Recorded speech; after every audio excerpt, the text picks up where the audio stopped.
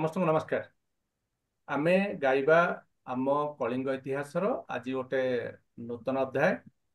आज आम सहित जोग देइथिबा श्रीजुक्त कार्तिक कुमार परीक्षा महोदय को मु स्वागत जनाऊँची। सी आम सह जोग दौरान षढ़ई कालू एवं आज षढ़ई कला आम ओडिया षढ़ई कला जोटा आज आमर विषय वस्तु ही अच्छी formation of Odisha state and story of Saraikela. तेणु से विषय आज आम अनेक समय धरी कार्तिक बाबू सहित आलोचना करवा। कार्तिक सार होती षढ़ेकलार जड़े वरिष्ठ सांबादिक एवं दीर्घ वर्ष धरी सांबादिकता करने भितर सी ओडिशार ये जो मिश्रणर मिश्रणर हो पारि अंचल सहित सी घनिष्ठ भाव जड़ित एवं तांको पाखरे बहुत तथ्य रही से बाबद एवं अनेक दुख भी रही जे ओडिशा सहित मिसी पारि नथिबा ये जो अंचल नहीं तांकर अनेक मनर दुख भी अच्छी। आम से सब विषय पुंखानुपुंख भाव में आज आलोचना करवा। तेज मु अनुरोध करी श्रीजुक्त कार्तिक परीक्षा महोदय को से वक्तव्य उपस्थापन करेंगे। मझे मझे आम आवश्यक मन कले आपन को प्रश्न पचारि पारे। कार्तिक कार्तिक भाई आप वक्तव्य उपस्थापन करूँ। नमस्कार। जय जगन्नाथ। वंदे उत्कल जननी। आज्ञा मु कार्तिक परीक्षा ये जो विच्छिन्न अंचल रहिला मु यही विच्छिन्न अंचल आपण मानक सहित आज जोगाजोग देइछि। आ ओडिशार जो सब विच्छिन्न अंग सब रहिला से अंग मानकर षढ़ई कला खरसुआ अन्यतम। आउ विच्छिन्नांचल कहीं इटा गोटे राजस्व जिला। अब कौन पाई एमिति हेतिला, अब कौन पाई सब घटी थिला, यार कहानी बहुत कौन कहबा दुखदायी आउ पैथेटिक मध्य। कहीं ना महाभारत युद्ध पूर्वर जदि आमे ओडिशा को देखिबा, जदि आमे कलिंग को देखिबा, तापरे आपनकर गोदावरी ठू नहीं करी दामोदर नदी पर्यंत पुरी ठारू नहीं करी पश्चिम रो रायगढ़ मध्यरे अनेक क्षुद्र क्षुद्र छोट छोट राज्य मुंड टेकी कर छिड़ा होते, जो थे उत्तर उपकूल अंचल को दक्षिण कलिंग, उत्तर उपकूल अंचल जथा सिंहभूम, मयूरभंज, मेदिनीपुर, कटक आदि ये उत्तर कलिंग थिला। मध्य अंचल को कलिंग कहा जाउथला, जो संबलपुर, सोनपुर, कोशल राज्य, कलाहांडी, जयपुर, बस्तर नहीं एक मुसिक राज्य मध्य गठित होता। ये त्रिकलिंग इटा आमर पूरा पूरी तत्कालीन एक ओडिशा थिला, जोटा आज ओडिशा कहूचे सेते थिला, जहा उत्कल थिला। परे अनेक किछि हे जाइछि। मुगल आसिले सॉरी मुगल आसिले, मराठा आसिले, तापरे आपणकर आमर इंग्रेज आसिले, एमाने भी हमको 200 वर्ष शासन कले। शेषरे कौन है सब शासन कला बेले केबे एई अंग को नहीं करी बंग सहित मिसई दिया जाइछि, केबे एपोटे कर दिया जाइछि, सेपोटे कर काहे के तांको सुविधा अनुसार से माने कले। किंतु मु जो माटी रो कहूछि एपरी एक अजय माटी एठी केबे मुगल, मराठा और ब्रिटिश आसी ना। ए माटी रे केबे मुगल, मराठा, ब्रिटिश आसी नाहंती। ए माटी रे केबे भी यूनियन जैक आपनकर उड़ी नै।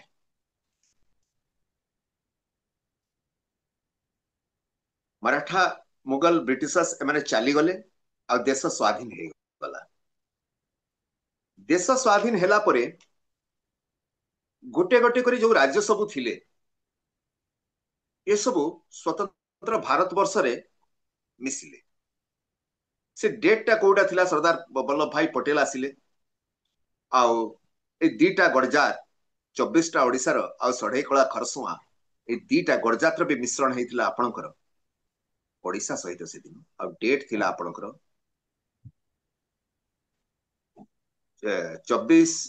25 डिसेंबर 24 डिसेंबर बधे आपनकर खरसुआ 1947 आउ 25 डिसेम्बर षढ़ईकला लेखा गला सेठी ए दीटा जगह को ओडिसा रे रखा जिबा पई जो मर्जर एग्रीमेंट का सिग्नेटरी अथॉरिटी थिले सेठी षढ़ईकला रो राजा आउ खरसुआ रो राजा एग्रीमेंट हुए the agreement mats is the 15 एटा हला आपनकर 15 14 14 डिसेम्बर 15 डिसेम्बर 14 खरसुआ आइतला 15 आपनकर 1947 रे आइतला the 15 December 1947 between the Governor General of India and Raja of Saraikela State hereby regions its geographical situation of the MLS of its size and the resources and the honest of its economic and the cultural life that of the province of Odisha. It's appear that is the complete merger of the state into the province of Odisha, only securing peace, progress, and the prosperity of the people. का सामना रहउची सरदार पटेल का सामना रहउची किए करछंती आपनकर सेपटे VP Menon अछंती Sardar Patel का सहित एपटे अछंती राजा राजुड़ा माने मार्च करि जाय ओडिसा रे रखा जिबा पई आ स्वतंत्र भारत वर्षर गोटे जिला भाबरे ताकू ग्रहण करिवा पई जो आपनकर डीएम को पठा जायतिला सी बालेश्वर थिले मिस्टर दुर्गा दास आसंती एठी डीएम लेकरी षढ़ईकला को मार्च हे सारी थाए किंतु किछि अभावनीय घटना घटी जाय सेदिन ये सब अभावनीय घटना घटेबार पछरे अनेक किछि कहानी रहिछि आ ई कहानी को तयारी करा जायतिला आ कोन करा जायतिला कोन पाई करा गला ए सब आज पर्यंत किछि हेई पारला नाही आ तार कोनसी निष्कर्ष बाहरी पारला नाही काहे कि ना ई जगह किए ए जगह कोटिकार बिहार सरकार सेते बेले भलो भाबरे जानथला को लोक माने एठी रहंती को लोक माने कहांती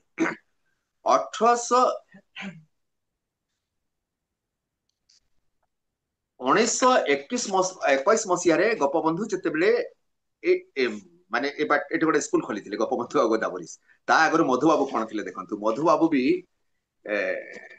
मुझे आउ टे पछकू आपन को चाहूँगी जेतरे 1881 मसीह मधुबाबू कलिकता फेरिले आ पत्नी वियोग से सी बहुत दुखरे था कटक बिहारी बाग ठारे अगरपड़ा जोटा एबे अछि सेठी सी अवस्थान करूथांती सेतिके बेले किछि पिला तांको जाईकरी भेटितिले से पिला माने कोटिकार आपण माने जानंती से पिला माने किछि सिंहभूमिर छात्र थिले आ किछि संबलपुर छात्र थिले ये माने देशप्रेमी मेधावी छात्र थिले एमान करी मधुबाबू गोटे संगठन तयारी करथिले ता ना थिला ओडिसा यंग मैन एसोसिएशन जा परवर्ती समय रे ओडिसा युव संघ होई जाइतिला एई अनुष्ठान तरफ रु गठन करा गला एक पाठागार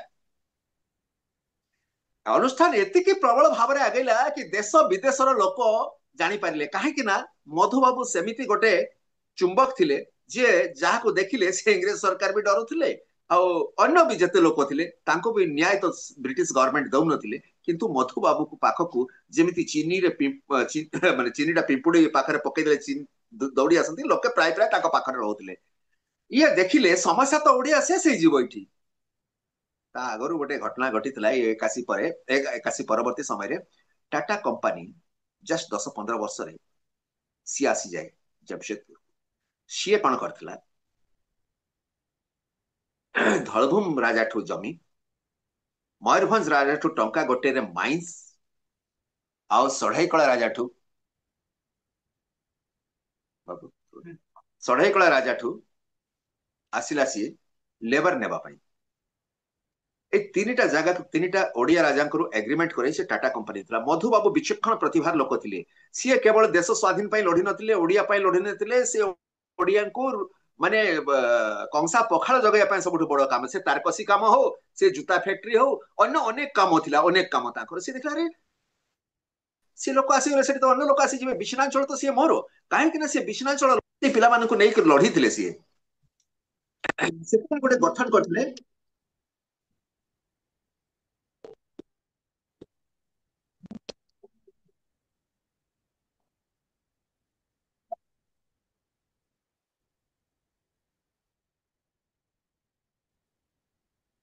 सेतेबेले सी मानकू सी करथिले जोथरे ବହୁତ ଲୋକ ସେଠି ଆସିକି ତାଙ୍କ ସେ ସଭାରେ ଯୋଗ ଦେଇଥିଲେ। କାର୍ତ୍ତିକ ବାବୁ ଆପଣଙ୍କ ଭିଡିଓ ଟା ବୁଲି ଯାଇଛି, ମାନେ ହଁ ଏବେ ଠିକ ହେଲା।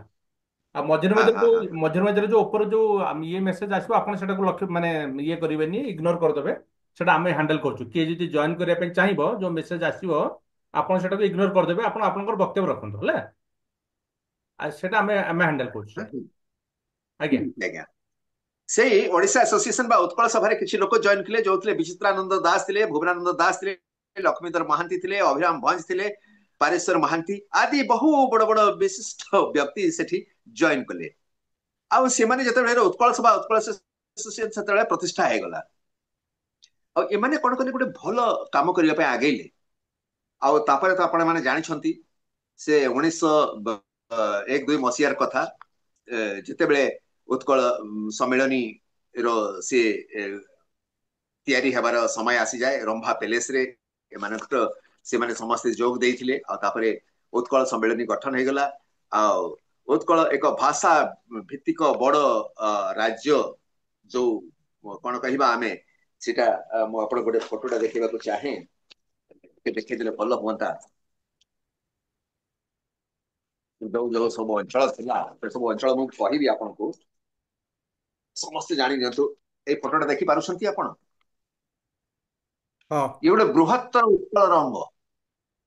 ଏଇ ଯୋଉ ନାଲିଆ ନାଲିଆ ଦାଗ ସବୁ ଅଛି, ଏସବୁ ଆଜି ଆମ ହାତରେ ନାହିଁ। ଆଉ କଣ ପାଇଁ ନାହିଁ? ଆଉ ସେ ଘେରାରେ ଉପର ଆଡେ ଅଛି, ସେଇଟା ଷଢେଇକଳା, ଖରସୁଆଁ ଆଉ ସିଂହଭୂମି। ଏଇ ଷଢେଇକଳା, ଖରସୁଆଁ ଆଉ ସିଂହଭୂମି ଟା ତ 1936ରେ ଚାଲିଗଲା, କିନ୍ତୁ ଷଢେଇକଳା ଖରସୁଆଁ ଗୋଟେ ଜିଲ୍ଲା ହେଇକରି ତାପରେ ଗଲା।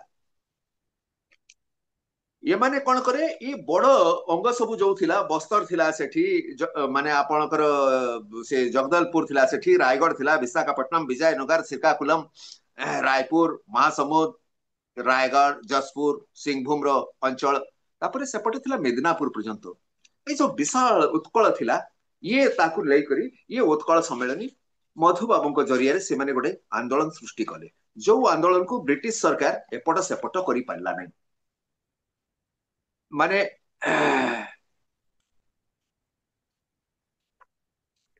ତାପରେ ମୁଁ ଯୋଉ କଥା ଆପଣଙ୍କୁ ସେତେବେଳେ କହିଲି, ଉତ୍କଳ ସଭା ପ୍ରତିଷ୍ଠା ହେଲା, ଉତ୍କଳ ସମ୍ମିଳନୀ ପ୍ରତିଷ୍ଠା ହେଲା, ଏମାନେ ଆଗକୁ ତାକୁ ବଢେଇ ଦେଲେ ଗୋଟେ ଭାଷା ଭିତ୍ତିକ ପ୍ରଦେଶର ଗଠନ ପାଇଁ। କାହିଁକି ନା ଏସବୁ ଯେତେ ଅଞ୍ଚଳ ଥିଲା, ସବୁତକ ଅଞ୍ଚଳ ଓଡିଆ ବସବାସ କରୁଥିଲେ। ଆଉ ଆପଣ ଯଦି ମୁଁ ତାଠୁ 150 ବର୍ଷ ନେଇଯିବି ଆଗକୁ ଆପଣ ମାନଙ୍କୁ, ତାହେଲେ ତ ଏଇ ଯୋଉ ଗଙ୍ଗା ଗୋଦାବରୀ ଆପଣ ମାନେ କହୁଛନ୍ତି ନା, ସେଇ ଯୋଉ ବଙ୍ଗୋପସାଗରଟା ଆମର ଥିଲା, ଯୋଉଟା କି ବଙ୍ଗୋପସାଗର କହୁଛୁ, ଉତ୍କଳ ସାଗର ବା କଳିଙ୍ଗ ସାଗର ତାକୁ କୁହାଯାଉଥିଲା। ଆଉ ପାଇକ ମାନଙ୍କର ଗଢ ଥିଲା। ଇଏ ପାଇକ ମାନେ ପୁଣି କିଏ? ଓଡିଶାର ଗୋଟେ ପରିଚୟ ରହିଛି ଆଜ୍ଞା। ଓଡିଶାର ପରିଚୟ ଦିଟା ଜିନିଷ ପାଇଁ। ଆମେ ତାକୁ ଅବଶ୍ୟ ଅନ୍ୟମାନେ କଣ ଭାବୁଥିବେ, କିନ୍ତୁ ଓଡିଆର ପରିଚୟ ଦିଟା ଜିନିଷ ବହୁତ ବଡ ପରିଚୟ ତାର। ପ୍ରଥମଟି ହେଲା ତାର ପାଇକ ସେନା, ସେ ଢାଲ ତରବାରୀ, ଗଙ୍ଗା ଗୋଦାବରୀ, ତାକୁ କେହି ଇଗ୍ନୋର କରିପାରିବେନି। ଅବଶ୍ୟ ଆମର ଓଡିଆ ଇତିହାସ ଅନ୍ୟ ଇତିହାସରେ, ଓଡିଆ ଇତିହାସ ରୁ ଅନ୍ୟ ଇତିହାସ କିଛି ଗ୍ରହଣ କରିପାରି ନାହିଁ। କିନ୍ତୁ ଓଡିଆର କଣ ସମ୍ପଦ ରହିଛି ଜାଣନ୍ତି। 12 ଦେଶ 13 ରାଜ୍ୟରେ ସିଏ ରାଜୁତି କରୁଥିଲା, ସିଏ ଓଡିଆ ପାଖରେ କଣ ଥିଲା ସମସ୍ତେ ଜାଣନ୍ତି। ଆଉ ଅନ୍ୟଟି ହେଲା ଏଇ ଯୋଉ ବୈତ ମାନେ 12 ଦେଶ 13 ବୟସରେ ଯାଉଥିଲେ, ଇଏ ଓଡିଶାକୁ ସମୃଦ୍ଧ କରୁଥିଲେ। ସେଥିପାଇଁ ଏ ଗୋଟେ ସମୃଦ୍ଧ ଦେଶ ଥିଲା ଓଡିଶା ସେ ସମୟରେ। ଆଉ ତାରି ସେଇ ପାଇଁ ସେ ସବୁ ଅଞ୍ଚଳକୁ କେବଳ ଏପଟେ ସେପଟେ କରି ମିଶେଇ ଦିଆଗଲା ଇଂରେଜ ମାନଙ୍କର ସେ ଚାତୁରୀ ଥିବାକୁ କଣ କହିବା, ସେଇଥିପାଇଁ। ଦେଖନ୍ତୁ 1903 ମସିହାରେ ଡିସେମ୍ବର ମାସରେ ସମସ୍ତେ ଜାଣନ୍ତି, 30-31 ଡିସେମ୍ବରରେ ଉତ୍କଳ ସମ୍ମିଳନୀର ଜନ୍ମ ହୁଏ। ଆଉ ତାର ଅନେକ 1934 ପର୍ଯ୍ୟନ୍ତ ଉତ୍କଳ ସମ୍ମିଳନୀର ବିଭିନ୍ନ ଅଧିବେଶନ ହେଇଥିଲା। ସେ ସବୁ କଟକ, ବାଲେଶ୍ୱର, ପୁରୀ, ବ୍ରହ୍ମପୁର, ପାରଳାଖେମୁଣ୍ଡି, ସମ୍ବଲପୁର, ଚକ୍ରଧରପୁର, ଜଳନ୍ତ ଆଦି ସ୍ଥାନ ମାନଙ୍କରେ ହେଲା। ଏ ମଧୁବାବୁ ଯୋଉ ଥିଲେ, ସେତେବେଳେ ତାଙ୍କର ଗୋଟେ ଅଧିବେଶନରେ ଗୋପବନ୍ଧୁ ଆସିଥାନ୍ତି। ଗୋପବନ୍ଧୁ ୟଙ୍ଗ ଛାତ୍ର ଥାନ୍ତି, ସିଏ ଏଠି ଯୋଗ ଦେଲେ। ସେ କହିଲେ ମୁଁ କିଛି କାମ କରିବି ସବୁ। ତାଙ୍କୁ ତାଙ୍କର ପ୍ରେରଣା ମିଳିଥିଲା। ଥରେ ଏମାନେ ସମ୍ବଲପୁର ଅଧିବେଶନ ଏଇ ବାଟ ଦେଇକରି ଯାଉଥିଲେ। 1884ରେ ଏଇ ରେଳ ଲାଇନ ଆପଣଙ୍କର, ସେତେବେଳେ ବେଙ୍ଗଲ ହାওড়ା, ସରି, ବେଙ୍ଗଲ ନାଗପୁର ରେଲୱେ ନଥିଲା, ସେଟା ଥିଲା हावड़ा नागपुर रेलवे आ 1884 रे षढ़ेकला राजा पाखरे भी से माने जमी अधिग्रहण करथिले ब्रिटिश माने काहे कि ना रेल लाइन एपटे बिछा हो तो जेतेबेले से बाष्पीय सकट रे से जाउछंती देखुछंती से सब ओडिया अंचल थिला ओडिया लेखा थिला आसिले चक्रधरपुर रे जोटा एबे हमर डिवीजन गोटे अछि साउथ ईस्टर्न रेलवे रो ओलेले देखिले सब लोक ओडिया अरे भाई एकोठु आसी गली आई तो समस्त ओडिया कहछंती से माने कहले आपण माने को ट्रेन रे आछंती गोपबंधु पचाले कहले आगे एटा ओडिया अंचल कहले ओडिया अंचल केमिति से कहले समस्त ओडिया एठी देखले समस्त ओडिया फेरिला बेले ताको मने हला जदि एठी किसी काम करा जाय सबटु भलो हो से सत्यवादी गोपबंधु को तैयारी करनथला गोपबंधु को तैयारी करिथिला चक्रधरपुर मध्य ए सिंहभूमि मध्य एठी से विद्यालय खरीथिले गोदावरी शासक रे पाठ पढाइथिले आज्ञा एठी आ चक्रधरपुर रे गोटे अधिवेशन हेतिला जोठी लक्ष्मी नारायण सिंहदेव केरार राजा ए सेठी से अध्यक्षता करिथिले है ना ए जो मु किछ कहले संबलपुर चक्रधरपुर जलंधर आदि स्थान रे अनुष्ठित हेतिला उत्कल 24 टी अधिवेशन हेतिला जो थे मयूरभंज राजा श्री रामचंद्र भयदेव धराकटर राजा मदन मोहन सिंहदेव तालचेर राजा किशोर चंद्र देव कनिकार राजा नारायण भंजदेव सुरंगी चंद्र चूड़ामणि हरिचंदन गढ़देव आओ आठगढ़ रो राजनाथ वर्मा बालेश्वर राजा वैकुंठ देव बाबू मधुसूदन दास जयपुर राजा विक्रमादित्य वर्मा सिंहभूम रो राजा जोटा मु केरा कहली लक्ष्मी नारायण सिंहदेव मंजूसार राजा श्रीनिवास राजमणि राजदेव साहित्यिक फकीर मोहन सेनापति पंडित गोपबंधु दास चंद्रशेखर बेहरा जगबंधु सिंह भुवनानंद दास राय बहादुर लक्ष्मीधर महांती राय बहादुर लोकनाथ मिश्र दामोदर साहू महाराजा कृष्णचंद्र गजपति देव एडवोकेट मधुसूदन पाणिग्राही सभापतित्व भी करथिले यहाँ साहित्य अनेक नीलकंठ दास गोदावरी मिश्र ब्रज सुंदर दास पल्ली कवि जी थे आपंकर कौन ना नंदकिशोर बल से शशि नंदकिशोर बल राधा पाणी से कौन मधुसूदन पाणिग्राही आदि माने थिले माने अनेक मधुसूदन राव लक्ष्मी नारायण साहू मधुसूदन दास पंडित गोपबंधु दास नेतृत्व वर्ग तांकर तांकर अवदान एही माने विच्छिन्न उत्कल पाई जतिक रहिछि से माने आधुनिक जुग रे तांकर मंदिर हबा दरकार असमन को डेली पुष्प फल पुष्प पूजा हबा दरकार किंतु ओडिया जाति ताको यथा सम्मान बधे देई नै आज नुवा पिला समान को जानि पारु नै बहुत दुखर कथा कि हमको आज गोटे वर्णबोध पाई आमर नेता मंत्री को कहवा को पड़ुछि वर्णबोध पड़ो काहे कि ए माने ओडिया भाषा को एमिति कर दैछंती कहवाटा भारी मुश्किल आ विश्वनांचल रे जो माने ओडिया रही गले ताको कहवाटा भारी मुश्किल काहे कि ना हमर आमे पढिला बेले आम सेक्शन रे आज्ञा सेते बेले 1970 80 मसिया रे गोटे गोटे स्कूल रे 350 400 पिला रहउथिले आ केते गुडा स्कूल थिला आ केमिति थिला मो जदी कहिबी सढे कळा रे 200 रो अधिक ओडिया स्कूल थिला आ 350 किछि टोटल स्कूल आपनकर सिंहभूमि रे थिला ये गोटे ओडिया अंचल थिला केते बेले 1947 48 आम पढ़िला बेले आम पढ़ी गोटे 300 400 पिला ओडिया पिला थिले आज दुखर कथा कहूछि ए माटी रे सिंहभूम माटी रे आमर डीएससी कहती सढ़े कला खरसुआ सरकारी पेन एंड पेपर रे गोटे भी ओडिया स्कूल नाही मु गोटे चिट्ठी करथली सेते बेले महामहिम द्रौपदी मुर्मू को मु देखैबी आपन को कहूँ मु रखी चिट्ठी आ सी गोटे इनक्वारी सेटअप भी करथले बोधे एसैता परे आस्तला मु ताको चिट्ठीटा देइथली एठी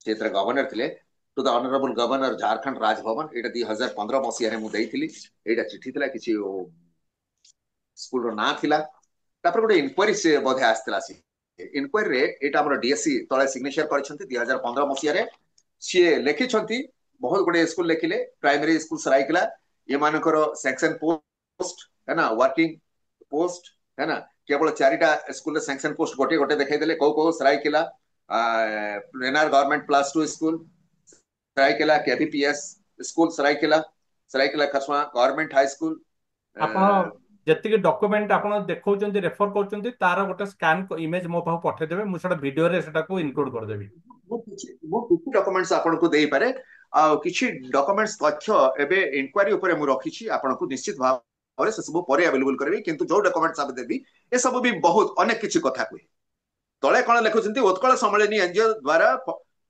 42 शिक्षकों की जिले में पढ़ा रहे हैं जिनका मानदेय उड़ीसा सरकार द्वारा भुगतान हो रहा है।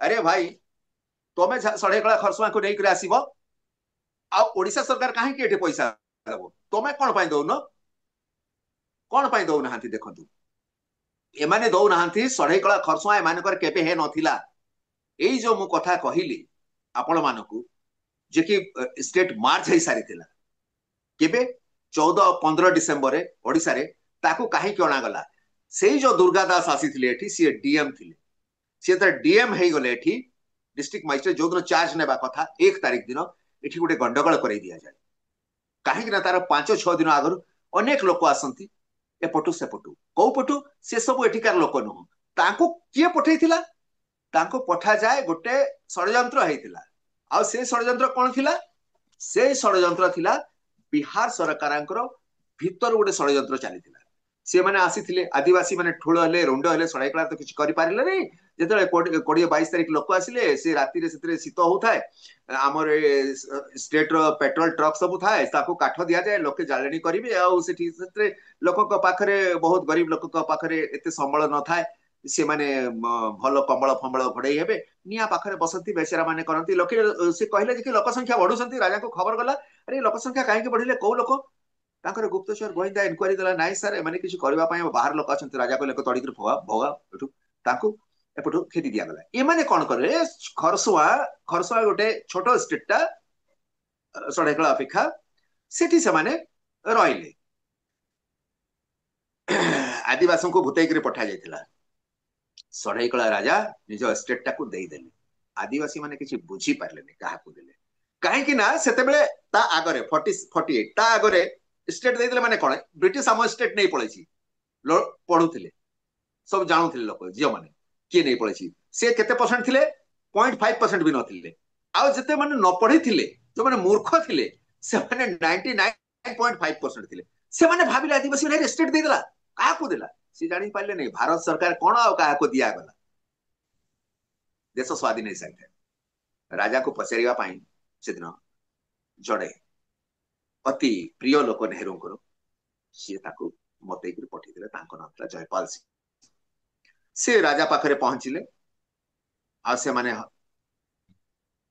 आदिवासी माने 5-6 दिन आगु 1 तारिख था जो दिन चार्ज ने से दिन से माने कहले आम राजा को पचारू स्टेट टा क्या देल ताकर कारण कौटी थिला जयपाल सिंह सी आगे एमपी लड़े एटा ओडिशा गले पारिबे नहीं कहीं ना ओडिशा जदि गड़जात बड़ हो जाए समृद्ध हो जाए ताहले कौन हेबो ए दीटा अंचल रे राजा माने अछंती पावरफुल हो जिवे आ एठी से माने केबे राजनीति करि पारिबे नाही मोर ओवर जोटा सबुठ इंपोर्टेंट जिनस मु कहली टाटा कंपनी सेतबे देश रे गोटे आपनकर सेफ्टी फिन भी तयारी हो नथिला छुंची गोटे तयारी हो नथिला टाटा कंपनी सब किछ होतला से ब्रिटिश को तार आगाना थला काली माटी आ परवर्ती समय रे तार ना जमशेदपुर से ब्रिटिश कंपनी माने जमशेदजी नसर बैन टाटा ना रे जमशेदपुर कर देले टाटा ताकर टाइटल थिला और टाटा कर देले ए सब ताकर गोटे प्राइवेट लिमिटेड कंपनी थिला ताको सेटा सेटा गोटे हे गला सेकंड वर्ल्ड वार से सही थाए जादूगोड़ा जोठी यूरेनियम बाहरे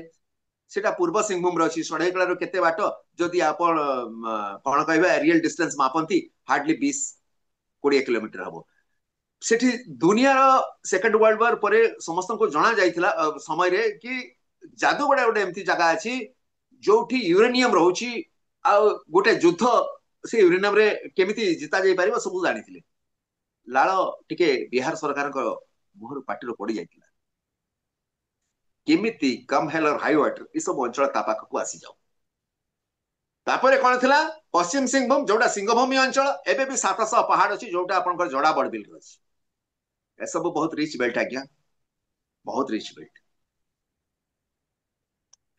एमानकर सबुठु बड़ जो काम एठी हेला सेटा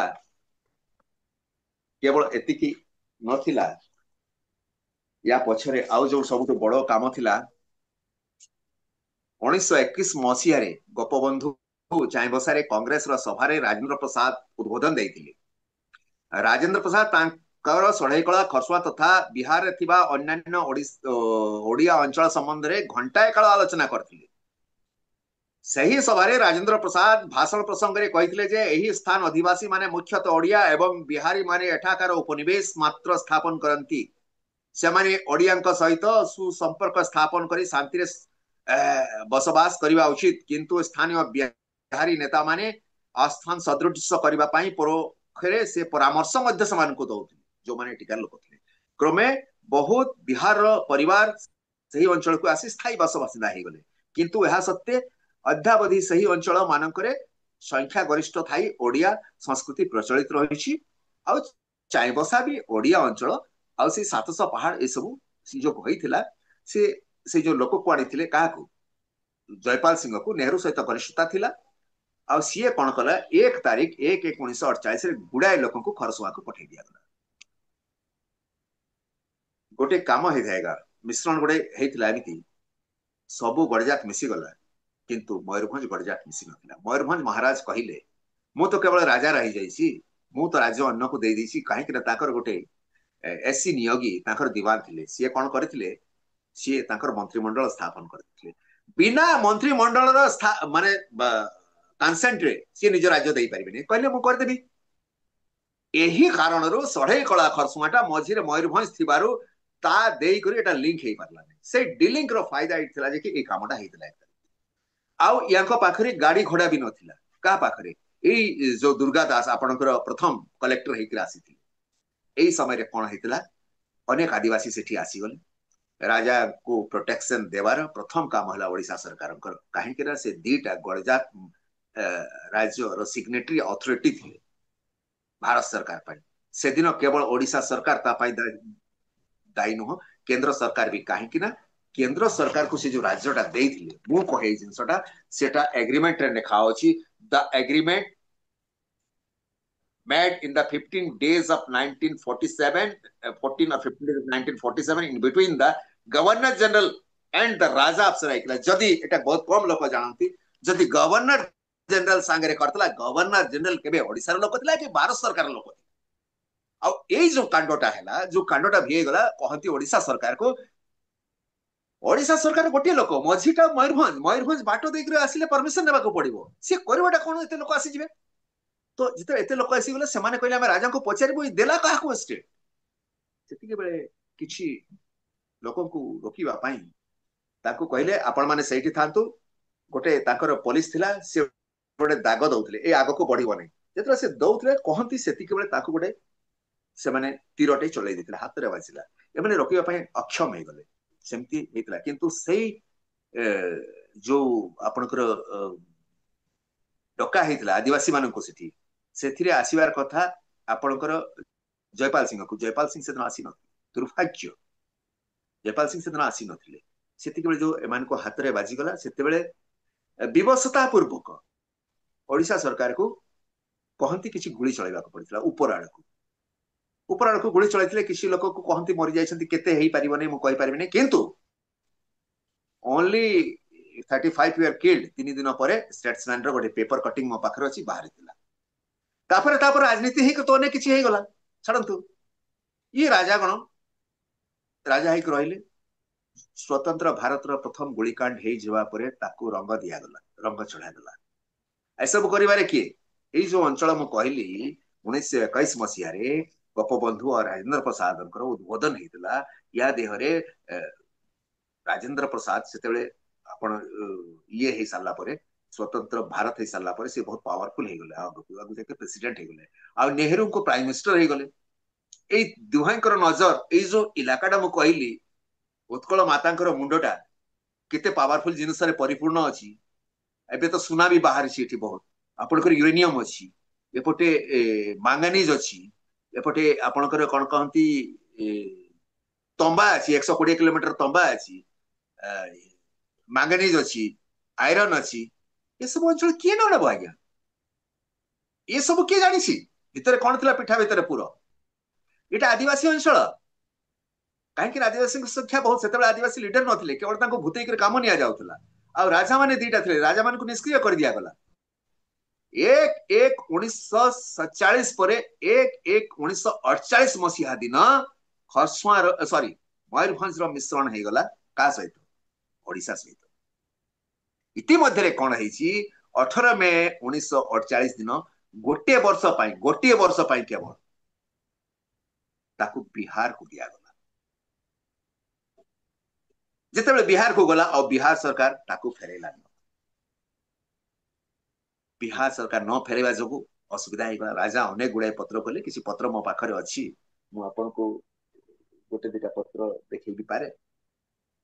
ଆଉ ଇତିମଧ୍ୟରେ ଏଇ ସବୁ ଜିନିଷ ଯୋଉ ହେଇଗଲା ସିଏ ଆଉ ଦେଲାନି। ଆଜି ପର୍ଯ୍ୟନ୍ତ ଅନେକ କିଛି ଏ ଦିଗରେ ଚାଲିଛି।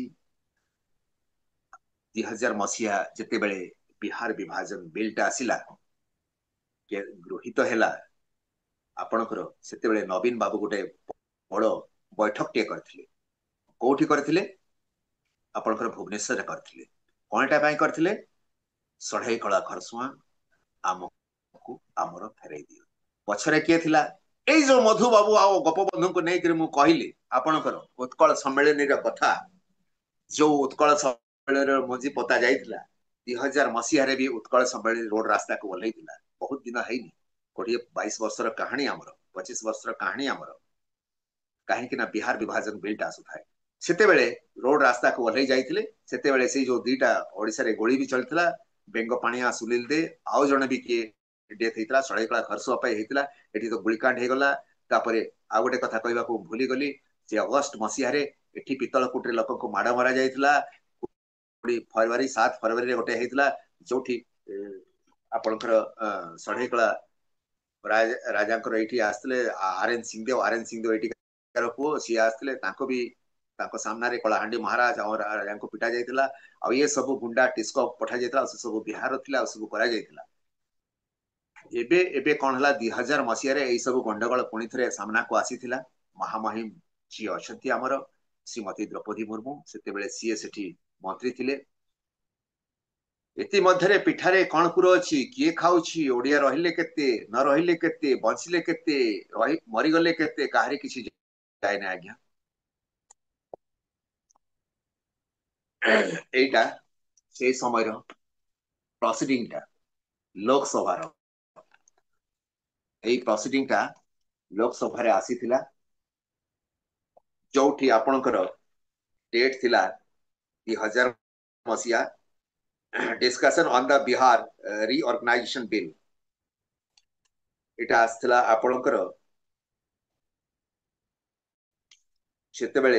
ଆଉ ଏଠି ଥିଲେ ସ୍ପିକରରେ ବାସୁଦେବ ଆଚାର୍ଯ୍ୟ ଚେୟାରମ୍ୟାନ। ଓଡିଶାର ଅନେକ ଲୋକ ଏଟାକୁ ଡିମାଣ୍ଡ କରିଥିଲେ। ସେତେବେଳେ ପ୍ରସନ୍ନ ଆଚାର୍ଯ୍ୟ ଥିଲେ, ଶ୍ରୀ ଲାଲକୃଷ୍ଣ ଆଡବାଣୀ ଥିଲେ, ଶ୍ରୀ ବିକ୍ରମ କେଶରୀ ଦେଓ ଥିଲେ, ଶ୍ରୀ କେପି ସିଂହଦେଓ ଥିଲେ, ଶ୍ରୀ ଜଗନ୍ନାଥ ମଲ୍ଲିକ ଥିଲେ, ଶ୍ରୀ ଜୁଏଲ ରାଓ ଥିଲେ, ଶ୍ରୀ ଅର୍ଜୁନ ସେଠୀ ଥିଲେ, ଶ୍ରୀ ଭର୍ତ୍ତୃହରି ମହତାବ ଥିଲେ, ଶ୍ରୀ ପ୍ରଭାତ ସାମନ୍ତରାୟ ଥିଲେ। ଏମାନେ ସେଦିନ 2000 ମସିହାରେ ଲୋକସଭାଟାକୁ, ଆମର ଯୋଉ ଅଛି ଲୋକସଭାକୁ ଓଡିଆରେ ଚଳାଇଥିଲେ। ଆଉ ସେମାନେ ଜୋର ଜବରଦସ୍ତି କହିଥିଲେ ଷଢ଼େଇ କଳା ଖରସୁଆଁ ଆମର ଫେରେଇ ଦିଅ। ଏହା ଆଗରେ ନବୀନ ବାବୁ ବି ସେଠି ରିଜୁଲେସନ ପାସ୍ କରି ଏମାନଙ୍କୁ ପଠାଇଥିଲେ। ତ ସେତେବେଳେ ଅଡବାଣୀ କହିଥିଲେ ଷଢ଼େଇ କଳା ଖରସୁଆଁ ଯୋଉଠି ବି ରହିବ, ଦିଟା ସରକାର ଏମାନଙ୍କୁ ଦେଖିବେ। କିଏ କିଏ? ସେମାନେ ହେଲେ ଓଡିଶା ସରକାର, ଆଉ ସେମାନେ ହେଲେ ଝାରଖଣ୍ଡ ସରକାର। କୋଉମାନଙ୍କୁ? ଏଇ ଓଡିଆ ମାନଙ୍କୁ। 2000 ମସିହା ପରେ ଷଢ଼େଇ କଳା ଖରସୁଆଁ କୁ ଦେଖିବା ପାଇଁ ଦିଥର ବାଚସ୍ପତିଙ୍କ ସାଙ୍ଗରେ ଓଡିଶା ବିଧାନସଭା କମିଟି ଆସିଥିଲା, କିନ୍ତୁ ଷଢ଼େଇ କଳା ଖରସୁଆଁ ଆମକୁ ଫେରେଇ ଦିଅ ଯୋଉ କଥା ଥିଲା, ତାକୁ ଫେରେଇ ଦିଆଗଲା ନାହିଁ। ଆଉ ତାପରେ ଆଉ ଆସିଲା ନାହିଁ। ଇ ନ ଆସିଲା ଭିତରେ କଣ ହେଇଛି, ଇତିମଧ୍ୟରେ ଏଠି 95% ଓଡିଆ ଖାଇବାକୁ ପାଆନ୍ତି ନାହିଁ। ତାଙ୍କର ଜମି ଜାଗା ଯାହା ଥିଲା ଶେଷ ହେଇଯାଇଛି। ତାହେଲେ ମତେ କହନ୍ତୁ ଗୋଟିଏ କଥା, ଶ୍ରୀ ଭର୍ତ୍ତୃହରି ମହତାବ ଯିଏ କଟକର ଥିଲେ ଏମପି, ସିଏ ଯୋଉ ଜିନିଷ କହିଥିଲେ ସେ ସବୁ ମୋ ପାଖରେ ରହିଛି। ଆଉ ସେଦିନ ଓଡିଆରେ କହିଥିଲେ। ସେଠି ଆଉ ଜଣେ ଥିଲେ ପ୍ରିୟ ରଞ୍ଜନ ଦାସ ମୁନ୍ସି, ସିଏ କହିଲେ ଆରେ ତାରା ତ ওড়িয়াতে বলছি, আমিও আমাদের বাংলাতে বলবো, ସିଏ ବି ବଙ୍ଗଳାରେ କହିଥିଲେ ସେଦିନ। କାହିଁକି ନା ଏଇ ଷଢ଼େଇ କଳା ଖରସୁଆ ପାଇଁ ସେଦିନ ଲୋକସଭାଟା ବି ଚାଲିଥିଲା। ତା ଆଗରୁ ଯେତେବେଳେ ସେଇ କହିଲେ ମୁଁ ସେଇ ଷଢ଼େଇ କଳା ଖରସୁଆରେ ଆପଣଙ୍କର କାଣ୍ଡ ହେଇଯାଇଥିଲା 1948 ତା ପାଇଁ ଷଢ଼େଇ କଳା ଖରସୁଆ ଏଠି ଆସିଲା ପାଇଁ ସେ ଆପଣଙ୍କର କଣ କହନ୍ତି ତତ୍କାଳୀନ ସାଂସଦ ଆପଣଙ୍କର କେପି ସିଂହଦେଓ ସେ ରିଜିଗ୍ନେସନ କରିଥିଲେ ଆପଣଙ୍କର ଲୋକସଭାରୁ। ରୋଡ ରାସ୍ତାକୁ ସିଏ ଓହ୍ଲେଇ ଆସିଥିଲେ ସେତେବେଳେ। ଆଉ ଗୋଟେ କମିଟି ଆସିଥିଲେ, ସେ କମିଟି ନେଇ ସେଥିରେ ଆପଣଙ୍କର କଣ କହନ୍ତି ସୁରେନ୍ଦ୍ର ମହାନ୍ତି ଥିଲେ, ସିଏ ଥିଲେ, ଏମାନେ ସବୁ ଆସିଥିଲେ। ଦେଖନ୍ତୁ ଆଜ୍ଞା, ଇଏ ଷଢ଼େଇକଳା ଅଞ୍ଚଳ, ଇଏ ଓଡିଶା ମାର ମୁଣ୍ଡଟା ପଥ ପୃଥିବୀରେ ସିଏ ନିଜେ ଲେଖିଛନ୍ତି ସିଏ କେମିତି ଆସିଥିଲେ। ଏଇ ଷଢ଼େଇକଳା ରାଜା, ଷଢ଼େଇକଳା ମାଟି, ୟାର ଆମର ରାଜେଶ୍ୱରୀ ଦେବୀ ଯିଏ ରହିଲେ, ପାଉଡି ପାଉଡି କେହି ନୁହନ୍ତି, ପାହାଡରୁ ଆସିଛନ୍ତି ସ୍ୱୟଂ ପାର୍ବତୀ। ଏ ମାଟି ତାଙ୍କୁ ଏଠି ଚାକିରି କରିବା ପାଇଁ ଆଣିଥିଲା, କିନ୍ତୁ ସେଠୁ ଏମିତି ସେ ଆପଣଙ୍କର ଆର୍ଏନ ସିଂହଦେଓ ସହିତ ସିଏ ରହିଲେ, ସିଏ ନିଜେ ଦିଥର ଏମପି ହେଇଥିଲେ। ଆଉ ସେତେବେଳେ ସେମାନେ କୌଶଳ ଉତ୍କଳ ପ୍ରଜା ପରିଷଦ ଗୋଟେ ନେଇକରି ଆସିଥିଲେ ଆପଣଙ୍କର। ଏ ମୁଁ କହୁଛି 60 ଦଶକର କାହାଣୀ। ସେତେବେଳେ ସିଏ କଣ ଲେଖିଛନ୍ତି, କେମିତି ଓଡିଆକୁ ଟର୍ଚର କରାଯାଇଛି ସେଥିରେ କରାଯାଇଛି। ଆଉ ତାପରେ ଯୋଉ ଏଇ କାଣ୍ଡ ହେଇଯାଇଥିଲା ଓଡିଶାରେ ଭିଆ ଯାଇଥିଲା, ଗୋଟେ ବହି ସେଥିରେ ତିଆରି ହେଇଥିଲା, rape of democracy. Rape of democracy, ସେ ବହିଟା ସେଥିରେ ଲୋକସଭାରେ ସେମାନେ ବାଣ୍ଟିଥିଲେ, କେମିତି ଓଡିଆକୁ ଟର୍ଚର କରାଯାଇଛି। এই ଯୋଉ କାହାଣୀ ମୁଁ କହିଲି ଆପଣଙ୍କୁ, ଏଇ ଯୋଉ ତଥ୍ୟ ମୁଁ କହିଲି, ଏଇ ଯୋଉ ଯେତେ କହିଲି, ଆଧୁନିକ ପିଢି ଜାଣନ୍ତି କି ଉତ୍କଳ ମାତାର ମୁଣ୍ଡଟା କଟି ଯାଇଛି? କେହି ଜାଣନ୍ତି? ଜାଣନ୍ତି ନାହିଁ। ଏଇ ତ ଅନେକ ତଥ୍ୟ ଆମେ ବି ଜାଣିନୁ। ହଁ ନିଶ୍ଚିତ ଭାବରେ ନାଇଁ, ଆପଣ ଜାଣିଥିବେ ଆଜ୍ଞା, ଏଇ ବର୍ତ୍ତମାନ ପିଢି ଜାଣନ୍ତିନି, ଆଗ ପିଢି ସମସ୍ତେ ଜାଣୁଥିଲେ। ସେମାନେ କଣ ପାଇଁ କରୁଥିଲେ ଜାଣୁଥିଲେ।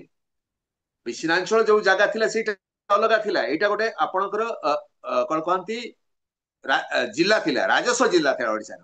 ତାକୁ ରାଜସ୍ୱ ଜିଲ୍ଲାଟାକୁ କେମିତି କଲେ ଦେଖନ୍ତୁ। ଆଉ ତାପରେ ସେଇ ଜୟପାଲ ସିଂହ କଣ କରାଗଲା, ନେହେରୁ ସହିତ ମିଶିକରି ସିଏ 32ଟା ସିଟ୍ ନେଇ ଆସିଲେ।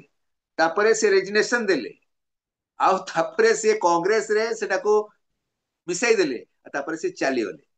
ବୁଝିଲେ, ଅନେକ କାହାଣୀ ଯାଇଛି କେମିତି ଷଢ଼େଇକଳା ଖରସୁଆଁକୁ ଲୁଣ୍ଠ ନେଇଛି। ଆପଣ ମାନେ ଦେଖିଲେ, ଆପଣ ମାନେ ତାର କାହାଣୀ ଶୁଣିଲେ, ତାକୁ ଯଦି ଆପଣ ଦେଖିବେ, ତାର ଅଙ୍ଗେ ନିଭା କାହାଣୀ ଦେଖିବେ, ଓଡିଆ କେମିତି ସଂଘର୍ଷ କରିଛି।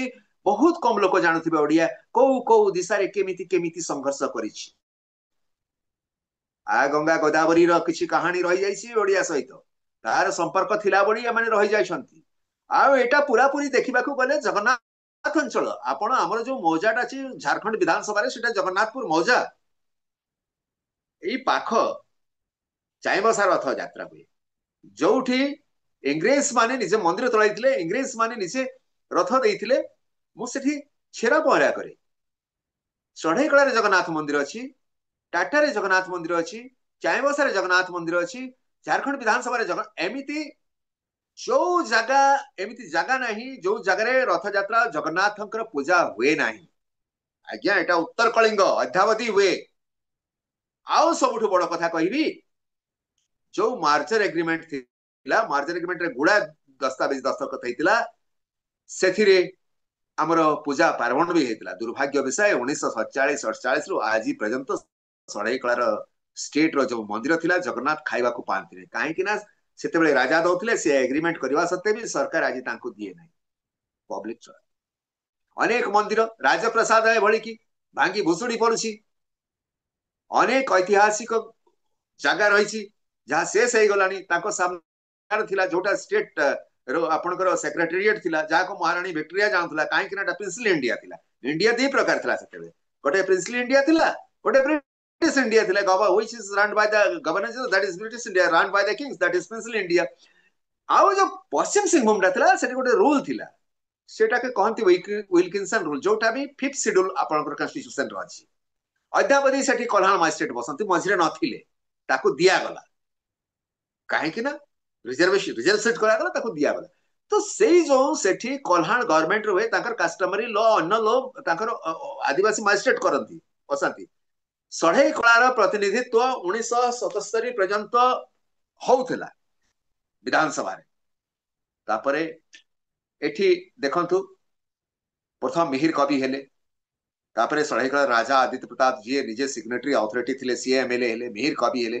ତାଙ୍କ पुओ जे कि सरायकेला खरसमा थ्रू अजय सिंहम सरायकेला खरसमा थ्रू जे बहुत भल बहीटे लिखिं सीए सीए एमएलए हेले तापर पुओ जी हेले राजा सत्यभानु सिंह सीए हेले आ 1977 मसीह सीटा को रिजर्व सीट कर दिया गला आज कौटी ओडियार गोटे प्रतिनिधित्व हुए कि ओडियार कथाटा को जाने ये केमिति गणतंत्र आज्ञा केमिति गणतंत्र यही झारखंड रे 2022 पर्यंत गोटे जगह अच्छी मैक्लाक्सीगंज सेठू एंग्लो इंडियन समुदाय गोटे लोक को रखा जाऊला एमती इंडिया अन्य जगह 2000 मसीह लोकसभा शेष कर दिया गला तो जदि से 1947 रु पड़े ब्रिटिश माने छाड़ी करी तो 2022 पर्यंत आपनकर प्रतिनिधित्व विधानसभा होता ओडिया मुह बंद कहीं कर दिया गला ये जो कांड कहली गुलिकांड कांड मुझे कही आपण को ताहले कौन आमे गणतंत्र राज्यटा को देकर आमे गणतंत्र न हो षडेकला राजा गोटे केस रुजु करते सुप्रीम कोर्ट रे जोटा सुप्रीम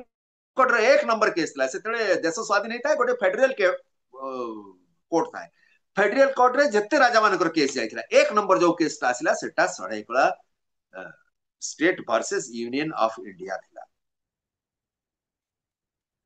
तो राजा जो केसटा करथिले ना सेठी जो पार्टी थिला सराय राजा सरायकेला न थिले से कही मो स्टेटा मते दे दिया जाओ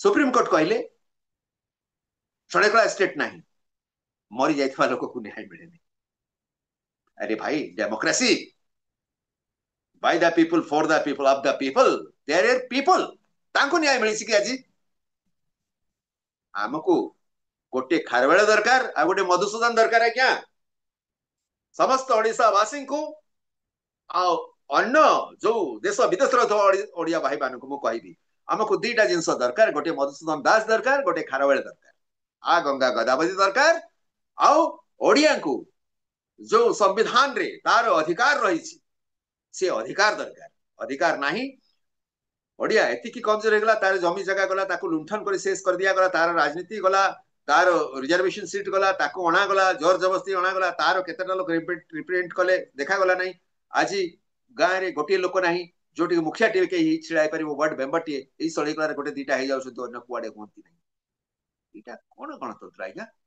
कोन गणतंत्र ए अन्य जो माने आछंती अण ओडिया माने से माने ऑफिसर हेकर आछंती से माने जिंस केबे जानंती नहीं से माने मंत्री जा कहंती से माने ता करंती जदि करंती से 2000 मसीह रे नवीन बाबू बीजेपी सहित से मीटिंग टा करिथिले से मीटिंग टा अध्यावधि कोन हैछि आज केंद्र सरकार आपण राज्य सरकार को जानिबा दरकार जे कि सेठी ओडिया माने केमिति अछंती से मन को जानिबा दरकार षडेकला खरसुआ कहार वास्तव रे कहार ताले कोन सेमिति से माने कहिथिले अडवाणी सेमिति अद्यावधि अडवाणी अछंती से कहिथिले आ अडवाणी कोन कहिथिले ता भी मो पाखरे अछि से दिन लोकसभा रे मो पाखरे मोठ अछि मो रखिछि तो दीटा सरकार देखिबे दी थरो आसिले प्रथम थरो आसीथिले शरद करो स्वर्गत शरद करो तापरे महेश्वर महांती 40-50 जन एमएलए मंत्री थिले मु भी थिली सेठी मु भी देखिछि मु मंचरे बसी तांका सहित मु हिंदुस्तान टाइम्स रो इंचार्ज थिली सेते बेले गुडाए न्यूज करिछि मु ए विषय रे आज केते 25 वर्ष हो गला दीर्घ 25 वर्ष हो गला ये इतिहास इतिकी बड़ इतिहास देशर को जगह नहीं आज्ञा देशर को जगह नहीं कि गोटे जाति को तार गोटे अंग प्रत्यंग को गोटे स्टेट रो छड़े आनी गोटे जाति को शेष कर दिया जब सेटा ओडिया जाति से आ गंगा गोदावरी जाति ओडिया रो जो कहानी रही जो सत्यता रही ताकू केबे अन्य इतिहास एक्सेप्ट कला नहीं से हिंदी इतिहास था ना काहे कि इंग्रजी इतिहास से माने जहा चाहिले से तळे लिखिले ताहले आमे कोन ए जो आ गंगा गोदावरी बहितोटा एमिति बंदै दो आमे 12 देश 13 राज्य रो नथिलु हैं आ गंगा गोदावरी पाइको काम न करथिला खार बेले जाई करी सिटी लढी नथिले जोठी अशोक जाइथिले से निज आत्मसमर्पण कर देथिले ताको हातरे तापर से बुद्धिजीवी नैथिला काण से सब कहानी से सब कोन कोरा कागज लेखा कोन फॉल्स कहानी सब से सब कि किछि अंगे लिगैथिवा ओडिया भी थिले केवल ताकर नथिले हमर भी से माने पूर्व पुरुष हमको जोर जबरदस्ती अणा गला हमको शेष कर दिया गला हमको लुंठन प्रकृतिर लोक आसिले लुटिले मधु बाबू सेतेबे देखि पारथिले से टाटा कंपनी आसी गला ए लोक माने पोसिले कोन हि जिवे गोपबंधु सेही भाषा बंची एठी आंदोलन कले गोदावरी एठी आसिले गोटे टंका पाई साइकेल रे जाई जाई कर स्कूल चलेइले ताको एई माटी भी ताको सत्यवादी भली तैयारी करथला सत्यवादी तो करथिला लोक जानिले किंतु जिंस केबे जानिथिले लोक जानते केते जानते से माटी कोन हितल आज गोटे स्कूल रे मोर भाषा नहीं किछि नहीं एबे 5-6 दिन आगरे से गोटे डिस्ट्रिक्ट एजुकेशन ऑफिसर आसी करी गोटे ओडिया प्रिंसिपल से ओडिया भाषा नुह से संस्कृत भाषा ओडिया घर झील आम गाँ चाष गाँ पाखर गाँटा ताଙ୍କର ବିବାହ ହେଇଛି ସେ ଚକ୍ରଧର ପାଖରେ ଯୋଉଠି ଅଧିବେଶନଟା ହେଇଥିଲା ସଣୁଆ ବୋଲିକରି ଜାଗାରେ ତାକୁ ଯାଇକରି ଏମିତି ଜୋର ଜବରଦସ୍ତି ଗାଳି ଗୋଲଜ କଲେ କାହିଁ ପାଇଁ ସେଠି ଆଉ ଗୋଟେ ତାର ଦଳ ଯୋଉଥିବାକୁ ପଇସା ମିଳିବ ତାକୁ ଆଣିବା ପାଇଁ ସେ ବେଚାରୀ ସେଠି ପଡିଗଲା ସେ ଯିବା ପରେ ମୂର୍ଛିତ ହେଇକରି ପଡିଗଲା ତାକୁ ପାଣି ଫାଣି ଦେଲେ ତାକୁ ସିଞ୍ଚିକରି ପାଣି କରି ବସେଇଲେ ତାପରେ କଣ ହେଲା ନ୍ୟୁଜ ଚାଲିଲା ମୁଁ ସେତେବେଳେ ଚାହିଁ ବସାରେ ଥାଏ ଗୁଡାଏ ଫୋନ ଗଲା ଲୋକଙ୍କର ମୋ ପାଖକୁ ମୁଁ କହିଲି ମୁଁ ଆସୁଛି ମୁଁ ଫୋନ କଲି ଭଉଣୀ କଣ ହେଲା କହିଲା ଏମିତି ଏମିତି ହେଇଗଲା ମୋ ସହିତ କଣ କରିବା ମୁଁ କାଲି ଆସୁଛି ମୁଁ ଆସିଲି 4-5 ଦିନ ଆଗରେ ଆପଣଙ୍କର ଏଇ ସମ୍ବାଦ ପେପର ଏବେ ବି 2-3 ଦିନ ଆଗରେ ନ୍ୟୁଜ ବାହାରିଥିବ ତାକୁ ଚାପ ପକାଗଲା ସବୁ କିଛି କରାଗଲା ସେଠି ବହୁତ କିଛି ଜିନିଷ ମୁଁ ଏଠି ଡିସକ୍ଲୋଜ କରିପାରିବିନି ବହୁତ ଜିନିଷ ଜାଣିଲି ବାସ୍ତବିକ ଫ୍ୟାକ୍ଟଟା କଣ ସରକାର ତାକୁ 3 ଦିନ ତଳେ ବଦଳି କରିଦେଲେ ୟା ଆଗରେ ବି ଆଉ ଜଣେ ହେଇଛନ୍ତି ସବିତା ଦାସ କହିକରି ସେ ତ ଭାରି କ୍ଲୋଜ ଲୋକ ତାଙ୍କ ପରିବାରକୁ ଆପଣଙ୍କର ଜୁଏଲ ଉଗାଁ ବି ଯାଆନ୍ତି ତାଙ୍କର ବାପାଙ୍କୁ ଆଉ ତାଙ୍କ ପାଖକୁ ଆପଣଙ୍କର ମୋହନ ମାଝୀ ସାର୍ ବି ଯାଆନ୍ତି ତାଙ୍କ ବାପା ପାଖକୁ ତାଙ୍କ ଭାଇ ମାନେ ତାଙ୍କର ଭେରି କ୍ଲୋଜ ତାଙ୍କୁ ବି ସେଦିନ ବୋଧେ 2 ବର୍ଷ ତଳେ ସେଇଟା କଣ ଥାଏ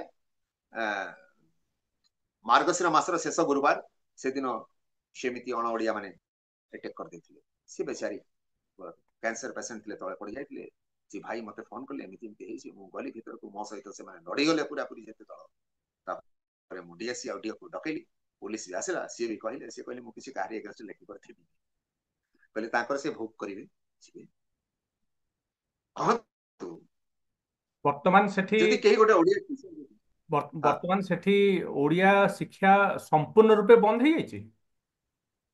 आज्ञा संपूर्ण रूपे बंद हो जाइए मु आपनको से कागज टा टिके आगु मु देखैथिली बोधे भाई आपण सीटा गोटे भी स्कूल नाही ओडिया स्कूल एई जो कागज टा हला आपणकर एईटा एईटा 2015 मसियार जो चिठीटा मो गवर्नर सेते बेले थिले द्रौपदी मुर्मू तांको देइथिली तापर एमाने गोटे चिठी बोधे सेठु आसीथिला तयारी कले चिठी रो कॉपीटा मो हाथ रे लागि गला मो डीएस को मागिली तळे डीएस रो सिग्नेचर अछि एमाने गोटे भी टीचर नाही आज्ञा ये सब नील ए सब नील देखंतु ए चारिटा खाली स्कूल रे गोटे गोटे ଏମିତି टीचर ତ देखा ପଢି जाउछि ହବନି ଏମିତି ଦେଖା ଯାଉନି ଆପଣ ଯଦି ତାର ସ୍କାନ ଇମେଜ ଟା ଦେବେ ମୁଁ ଅପଲୋଡ କରିଦେବି ଏମିତିରେ ପଢି ହଉନି।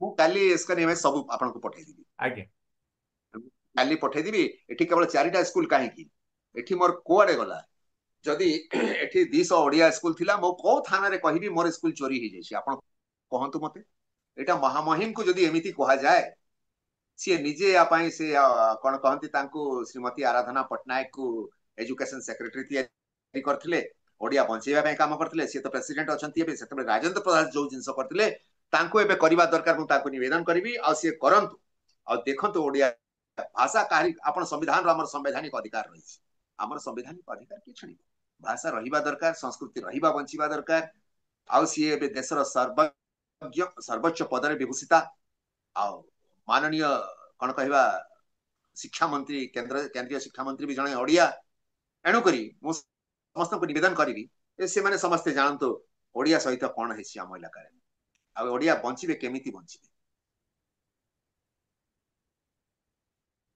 नमस्कार आज्ञा ଆଜ୍ଞା ଆଜ୍ଞା कौन सी किसी प्रश्न करेंगे ଆଜ୍ଞା ଆଜ୍ଞା ଆଜ୍ଞା कहतु ନିଶ୍ଚିତରେ ଆମେ ନିଶ୍ଚିତରେ ବର୍ତ୍ତମାନ ମୁଁ ଅନୁରୋଧ କରିବି ଆମର ସମସ୍ତ ସଦସ୍ୟମାନଙ୍କୁ ଉପସ୍ଥିତ ସଦସ୍ୟମାନଙ୍କୁ ଆପଣମାନେ ନିଜକୁ ଭିଡ଼ିଓଟା ସମସ୍ତେ ଷ୍ଟାର୍ଟ କରନ୍ତୁ ଆଉ ଯାହାର ପ୍ରଶ୍ନ ପଚାରିବାର ଅଛି ଆପଣ ଅନମ୍ୟୁଟ୍ କରିକି ପ୍ରଶ୍ନ ପଚାରନ୍ତୁ।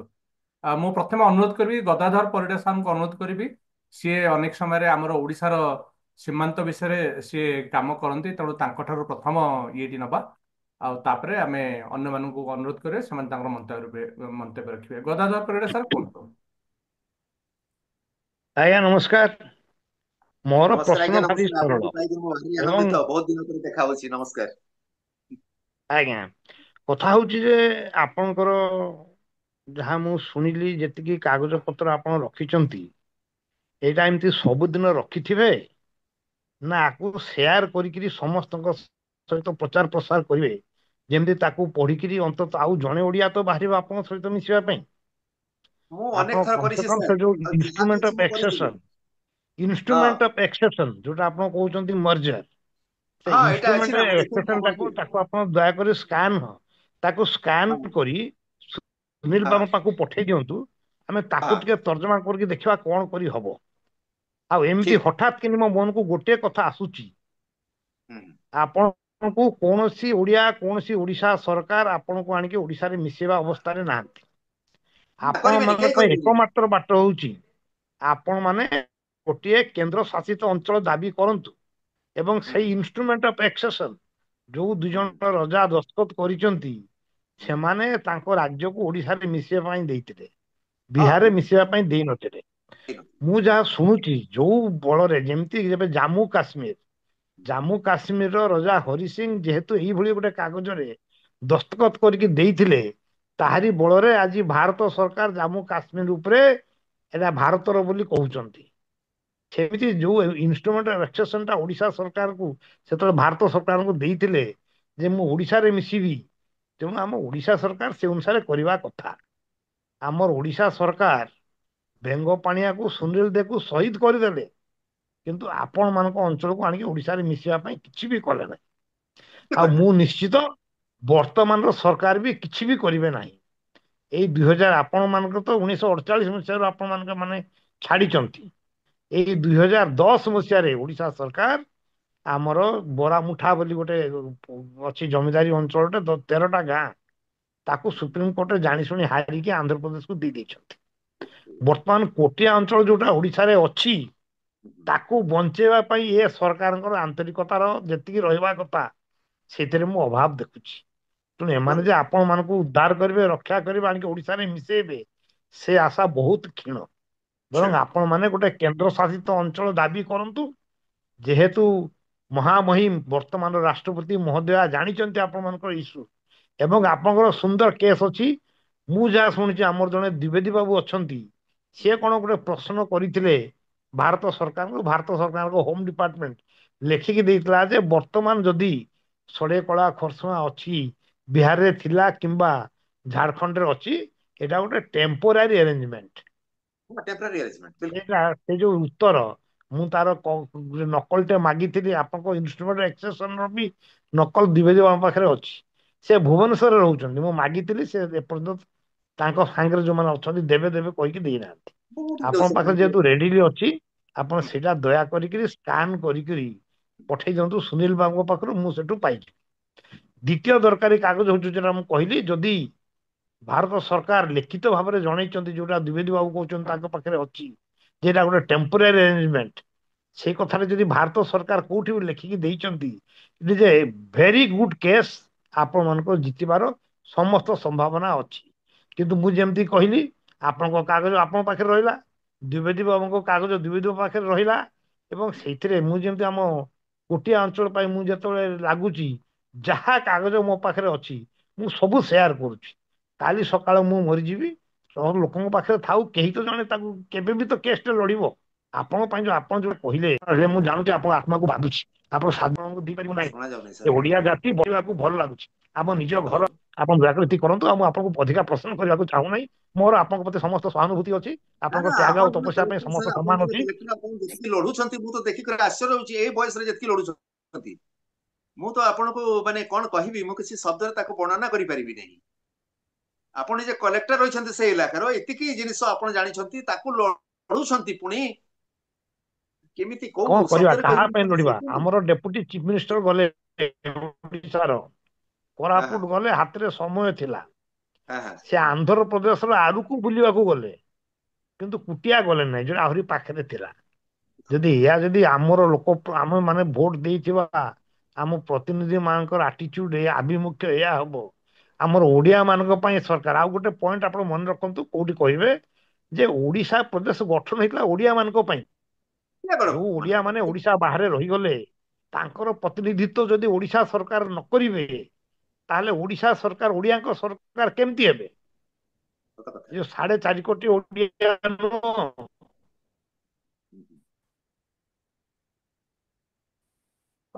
ପରିଡ଼ା ସାର୍ ଆପଣଙ୍କର କନେକ୍ସନ ଟା ଟିକେ ଆମେ ଅନଷ୍ଟେବଲ ପୃଥିବୀରେ ରହୁଛି। ପ୍ରାୟ 10, ତାର ଦାୟିତ୍ୱ ହଉଛି ଓଡ଼ିଆଙ୍କ ମନକୁ ଆସିବା ଦରକାର। ଅନ୍ୟମାନେ କିଏ ପଚାରିବେ, ମୁଁ ଏଇଠି ରହୁଛି। ନମସ୍କାର, ଧନ୍ୟବାଦ। ସମସ୍ତଙ୍କୁ ନମସ୍କାର। ମୁଁ ତ ଟିକେ ଡେରିରେ ଜଏନ୍ କଲି, ଆଉ ପୁରା କଥା ଶୁଣି ପାରିଲିନି ସାର୍ଙ୍କର, କିନ୍ତୁ ଯେତିକି ଶୁଣିଲି ଯେମିତି ରକ୍ତ ଖାଲି ତାତିକି ଟକମକ ହେଇକି ଫୁଟୁଛି ଏମିତି ଲାଗୁଛି।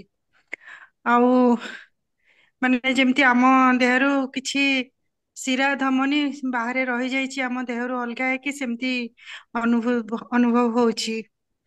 କିନ୍ତୁ ଆମର ଦୁର୍ଭାଗ୍ୟ, ଦେଖନ୍ତୁ ଝାଡଖଣ୍ଡରେ ଆମର ଓଡିଆ ଲୋକ ରହିଲେ ଗଭର୍ଣ୍ଣର, ଆଉ ଆନ୍ଧ୍ରରେ ବର୍ତ୍ତମାନ ଯେତେବେଳେ ଗଭର୍ଣ୍ଣର ଥିଲେ ଆମର ଓଡିଆ ଲୋକ, ସେଇ ସମୟରେ କୋଟିଆ ଇସ୍ୟୁ ହେଲା, କିନ୍ତୁ ନା ସେ କିଛି ଆକ୍ସନ ନେଲେ, ନା ଆମର ଷ୍ଟେଟ ଗଭର୍ଣମେଣ୍ଟ କିଛି ନେଲେ। ବର୍ତ୍ତମାନ ମାନେ ଯଦି ଦେଶ ଭିତରେ ଦିଟା ରାଜ୍ୟରେ ଭିତରେ ଏଇଆ ସମସ୍ୟା, ଆଉ ଯେତେବେଳେ ଆମର ଭାଇମାନେ ବାହାରେ ଅଛନ୍ତି, ଭାଇ ଭଉଣୀ ମାନେ, ଆମେ ଓଡିଆ ଲୋକମାନେ ଆମେ ଏଇଠି ବସିଛୁ ଆରାମରେ, କିଛି କରିପାରୁନୁ, ୟାଠୁ ଆଉ ଦୁର୍ଭାଗ୍ୟର ବିଷୟ କିଛି ନାହିଁ। ଆଉ ଯଦି ଅନ୍ୟ, ନିଶ୍ଚିତ ଭାବରେ ଅନ୍ୟ ଯଦି କୌଣସି ଜାତି ହେଇଥାନ୍ତେ, ସେମାନେ କେବେ ବି ଏମିତି ଚୁପ୍ ହେଇକି ବସି ନଥାନ୍ତେ, ଆମେ ମାନେ ଯେମିତି ବସିଛୁ। ଆଉ ଏବେ ତ ସ୍ଵାଧୀନ ଭାରତରେ ଆଜିର ଦିନରେ ଯଦି ଆମଠୁ କୋଟିଆ ଛଡେଇ ନେବାର ଦୁଃସାହସ କରିପାରୁଛି ଆନ୍ଧ୍ର, ଆଉ ଆମର ଓଡିଆ ଗଭର୍ଣ୍ଣର ସେଇ ସମୟରେ ଥିଲେ ସେଇ ଅବସ୍ଥାରେ ବି, ଆଉ ଝାଡଖଣ୍ଡ ତ କେବେଠୁ ଆମଠୁ ଅଲଗା ହେଲାଣି, ଆଉ ସେଇଠୁ କଣ ଆଶା କରିବା? କିନ୍ତୁ ମତେ ଲାଗୁଛି ଯେ ମାନେ ଗୋଟେ ଯେମିତି ପୁଣି ଥରେ ଗୋଟେ ଅନୁକୂଳ ପରିସ୍ଥିତି ସୃଷ୍ଟି ହଉଛି ଆଉ ଥରେ ପୁଣି ସ୍ୱର ଉତ୍ତୋଳନ କରିବା ପାଇଁ ବୋଲି। ତେଣୁ ମୋର ଆଶା ଆଉ ବିଶ୍ୱାସ ଯେ ଆମେମାନେ ସମସ୍ତେ ଏକାଠି ହେଲେ ନିଶ୍ଚିତ ଭାବରେ କିଛି ନା କିଛି କରିପାରିବା। ସନ୍ତୋଷ କୁମାର ପାଣିଗ୍ରାହୀ ସାର୍ କିଛି କହିବେ କି? ସାର୍ ନମସ୍କାର ସାର୍। ତ ମୁଁ ସାରା ବହୁତ ସାନ ସାର୍, କିନ୍ତୁ ଯାହା ଶୁଣିଲି ଷଢ଼େଇ କଳା, ଖରସୁଆଁ ଏ ସବୁର ଚିଠି ଗୁଡିକୁ ସମ୍ପୂର୍ଣ୍ଣ ରୂପେ ଓଡିଶା ସାରା ଭାଇରାଲ ହବା ଦରକାର ସାର୍। ମୁଁ କରିଦେବି। ଓଡିଆ ପ୍ରେମ, ଓଡିଶା ପ୍ରେମ ପାଇଁ କେବଳ ରାଜନୀତି କରାଯାଉଛି, ଆଉ କିଛି ନୁହଁ ସାର୍। ଆଜି ସାର୍ ଯେଉଁ ଚିଠି ଗୁଡିକ ଦେଖେଇଲେ କିମ୍ବା ଯାହା କହିଲେ, ମୁଁ ଭାବୁଛି ଓଡିଶାର ବହୁତ କମ ଲୋକ ଏ ସବୁ ଜିନିଷ ଜାଣିଥିବେ। ମୁଁ ଭାବୁଛି ସାର୍ ସମସ୍ତଙ୍କୁ ଏଇ ଚିଠି ଦ୍ଵାରା ଆମେ ଜଣେଇବା ଦରକାର, ଏବଂ ଗୋଟେ ଛୋଟିଆ ଗ୍ରୁପ କରନ୍ତୁ, ଗ୍ରୁପ କରାଯାଇ ସମସ୍ତଙ୍କୁ ଜାଗରୁକ କରି ଏକ ଜନ ଆନ୍ଦୋଳନ ସୃଷ୍ଟି ହେବା ଦରକାର। ଆପଣ ଗୋପବନ୍ଧୁ ହୁଅନ୍ତୁ, କିମ୍ବା ଗୋପବନ୍ଧୁ ଜନ୍ମ ଆମ ଭିତରୁ କେହି ଜଣେ ଗୋପବନ୍ଧୁ ହେଇ ବାହାରନ୍ତୁ, କିମ୍ବା ମୁଁ ବି ଗୋପବନ୍ଧୁ ହେଇ ଯଦି ମୋର ରକ୍ତରେ ଯଦି ଓଡିଶା ପାଇଁ କିଛି ମୋର ଦର୍ଦ ଅଛି, ତେଣୁ ମୁଁ ଚାହିଁବି ମୋର ଏ ଜୀବନ ଓଡିଶା ପାଇଁ ଚାଲିଯାଉ। ତେଣୁ ସାର୍ ଆପଣ ମାନଙ୍କୁ ସାର୍ ମୋର 7 କୋଟି ପ୍ରଣାମ ସାର୍। ଏତେ ବଡ ଯୋଉ ଆୟୋଜନ, ଆଜି ମାତ୍ର ମେମ୍ବର ସାର୍ 10, ମୁଁ ଚାହୁଁଛି ଏଇ 10 ରୁ ଆମର 4.5 କୋଟିରୁ ମିନିମମ୍ କୋଟିଏ ଲୋକ ଏଇ ଜିନିଷ ଜାଣିବା ଦରକାର। ସାର୍ ଏତିକି କହିବି ସାର୍, ମୋର ଏ ଛୋଟ ମୁହଁରୁ ସାର୍ ମତେ କ୍ଷମା କରିବେ ସାର୍। ଧନ୍ୟବାଦ ସାର୍। ବହୁତ ଧନ୍ୟବାଦ। ସୁନୀଲ ଭାଇ ନମସ୍କାର, ମୁଁ ଆଉ ଥରେ କହିବାକୁ ଚାହୁଁଛି, ଆଜ୍ଞା ଆଜ୍ଞା କୁହନ୍ତୁ। ଆମର ମାନ୍ୟବର ମୁଖ୍ୟମନ୍ତ୍ରୀ ବର୍ତ୍ତମାନର ସେ ଯାଇଥିଲେ ଝାଡଖଣ୍ଡ ନିର୍ବାଚନ ବେଳେ, ହଁ ହଁ ସେ ଆମ ଶିକ୍ଷକ ମାନଙ୍କ ଦରମାକୁ ହଁ 3,000 କଲେ ବୋଲି ଆମେ କେତେ କୁଲ ହିଁ ନାହିଁ, ଶିକ୍ଷକ ହିଁ ନାହିଁ, ମୂଲ୍ୟ କଣ? ଦୁଇରେ ହଉଛି ଆମର ଗୋଟେ ରାଇଟ ଟୁ ଏଜୁକେସନ ଆକ୍ଟ ଗୋଟେ ହେଇଛି ଭାରତ ଆଜ୍ଞା ସରକାରଙ୍କର, ଯେ ହଁ ପ୍ରତ୍ୟେକ ପିଲା ତାର ପ୍ରାଇମେରୀ ଷ୍ଟେଜରେ ସେ ତା ନିଜ ମାତୃଭାଷାରେ ଶିକ୍ଷା ପାଇବ, ସେଟା ତାର ଜନ୍ମଗତ ଅଧିକାର। ଅଧିକାର। ଆମର ଯୋଉ ଓଡିଆ ଭାଇ ମାନେ ଅଛନ୍ତି ସେଠି, ତାଙ୍କର ଛୁଆ ମାନେ ଯଦି ଓଡିଆ ମିଡିୟମରେ ପଢିବା ପାଇଁ ଭାରତ ସରକାର ଗ୍ୟାରେଣ୍ଟି ଦେଇଛନ୍ତି, ଏବଂ ଆମର ଜଣେ ଓଡିଆ ପୁଅ ଭାରତର ଶିକ୍ଷା ମନ୍ତ୍ରୀ ଅଛନ୍ତି, ତାହେଲେ ଏଇଟା କାହିଁକି ହେଇପାରୁନି? କଣ ତାଙ୍କ ନଜରକୁ ଆସିନାହିଁ? ସେ ତ ସବୁ ଜାଣିଛନ୍ତି। ତ ଓଡିଆ ମାନଙ୍କ ପାଇଁ କିଛି କରିବା ପାଇଁ ଆମ ଓଡିଆ ଲୋକମାନଙ୍କୁ କାହିଁକି କଷ୍ଟ ଲାଗୁଛି? ଆମର ଗୋଟେ, ମୁଁ ମହୋଦୟଙ୍କୁ ଖବର ପଠେଇଥିଲି ଯେ ଭାରତରେ ଓଡିଶା ହଉଛି ଏକମାତ୍ର ପ୍ରଦେଶ ଯୋଉଠି 62 ପ୍ରକାରର ଆଦିବାସୀ ସମ୍ପ୍ରଦାୟ ଅଛନ୍ତି। ଭାରତର ଏକମାତ୍ର ପ୍ରଦେଶ। ଯଦି ଗୋଟେ କେନ୍ଦ୍ରୀୟ ଆଦିବାସୀ ବିଶ୍ୱବିଦ୍ୟାଳୟ ହବାର କୋଉଠି ଅଛି, ସେଟା ଓଡିଶାରେ ହବା କଥା।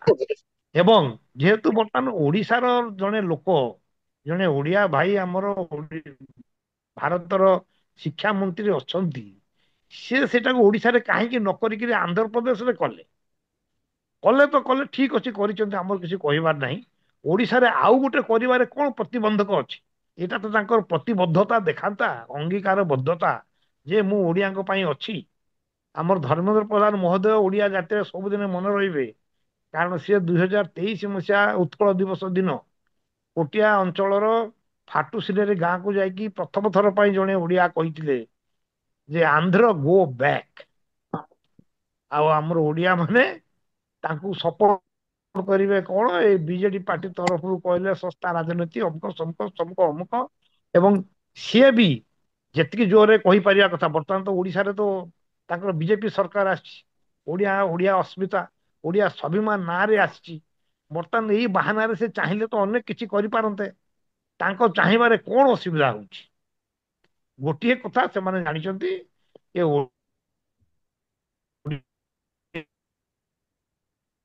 ମାନଙ୍କୁ ଚକୋଲେଟ ଖଣ୍ଡେ ଦେଇକି ଶୋଇ ଦିଅ, ଆସି।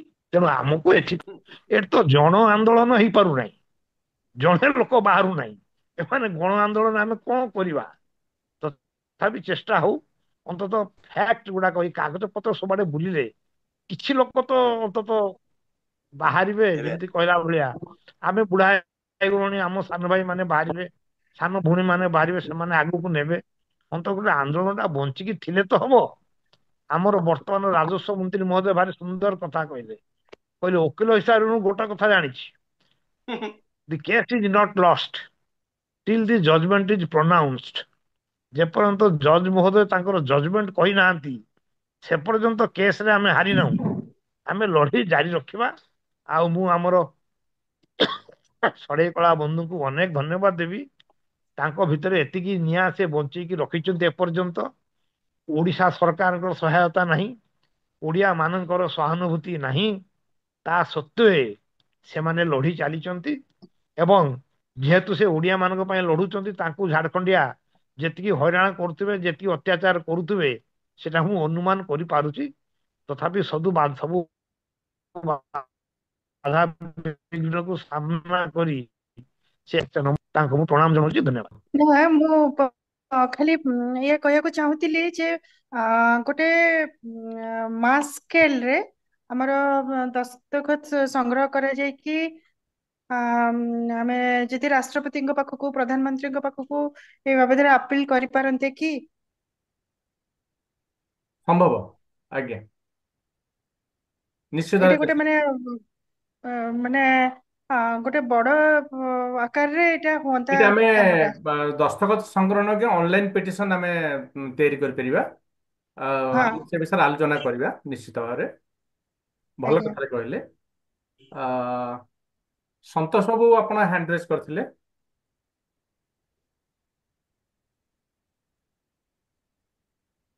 ସାର୍ ମୁଁ କହିବାରେ ସାର୍ ଗୋଟେ ଛୋଟିଆ ସଜେସନ ଥିଲା ସାର୍। ମୋର ସାର୍ ଛୋଟିଆ କଥା ଟିକେ। ଆଜ୍ଞା।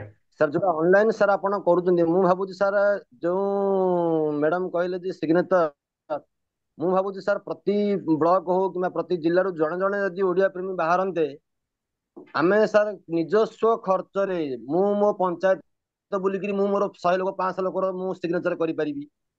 ଯୋଉମାନେ ପ୍ରକୃତ ଓଡିଆ ପ୍ରେମୀ ହୋଇଥିବେ, ଯଦି ଏଇ ଜିନିଷଟାକୁ ଯୋଉମାନେ ପ୍ରକୃତ ହୃଦୟଙ୍ଗମ କରିବେ, ତ ମୁଁ ଭାବୁଛି ସାର୍ ଆମର ମିନିମମ୍ 1,00,000 ସିଗ୍ନେଚର ହେଇପାରିବ ସାର୍। ବହୁତ ସୁନ୍ଦର କଥା ସନ୍ତୋଷ ବାବୁ। ଦେଖନ୍ତୁ, ଆଗକୁ ଆସୁଛି ଏପ୍ରିଲ 1 ଉତ୍କଳ ଦିବସ। ତା ପୂର୍ବରୁ ଆପଣ ଆପଣଙ୍କ ଅଞ୍ଚଳରୁ କମ ସେ କମ ଆରମ୍ଭ କରନ୍ତୁ, ଏହାର ଶୁଭାରମ୍ଭ କରନ୍ତୁ। ଆଜ୍ଞା ସାର୍, ଆଜ୍ଞା ସାର୍।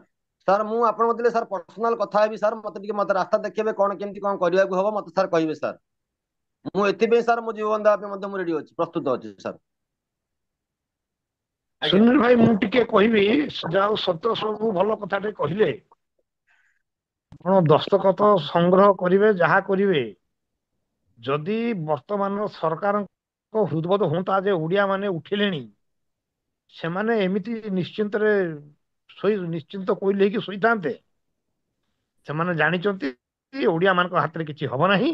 2-4 ଦିନ ଏଠି 5 ଜଣ ପାର୍ଟି କରିବେ, ସେଠି 10 ଜଣ ପାର୍ଟି କରିବେ। ଏମାନେ କେବେ ହେଲେ ଆକୁ ଗୋଟେ ଗଣ ଆନ୍ଦୋଳନ କରିପାରିବେ ନାହିଁ। ଆଜ୍ଞା ଆଉ ସାର୍ ଠିକ ଗଣ ଆନ୍ଦୋଳନ କରିକିରି ବେଙ୍ଗ ପଣିଆକୁ ମାରିଦେଲେ, ସୁନୀଲ ଦେବକୁ ମାରିଦେଲେ। କିଏ ମାରିଦେଲେ? ଆମର ଓଡିଶାର ସରକାର ତ ତାଙ୍କର ଆଦେଶରେ ମରା ହେଇଥିଲା। କଣ ହେଲା?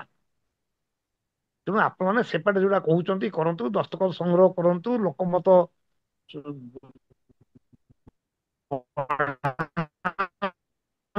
ପରିଡ଼ା ସାର୍, ଆପଣଙ୍କର ନେଟୱାର୍କ କିଛି ସମସ୍ୟା ଅଛି, କଥା ଅଧା ଶୁଭୁ ନାହିଁ।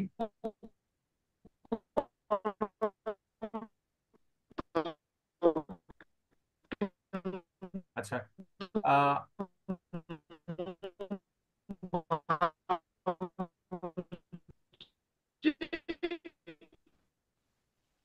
ଆଚ୍ଛା।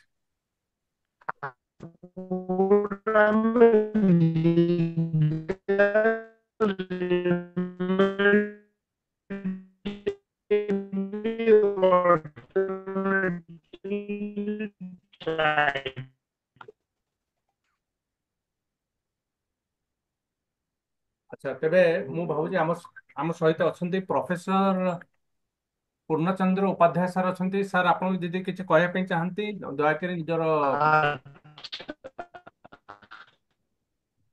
ସମସ୍ତଙ୍କୁ ନମସ୍କାର ଆଜ୍ଞା।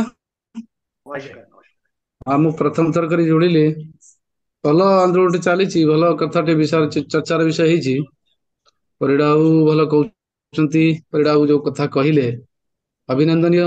ବିଶ୍ୱଭାରତୀ ମ୍ୟାଡାମ ବି କହିଲେ, ବର୍ତ୍ତମାନ ଆମର ଓଡିଶାରେ 2 ଜଣ ତୁଙ୍ଗ ନେତା ଅଛନ୍ତି।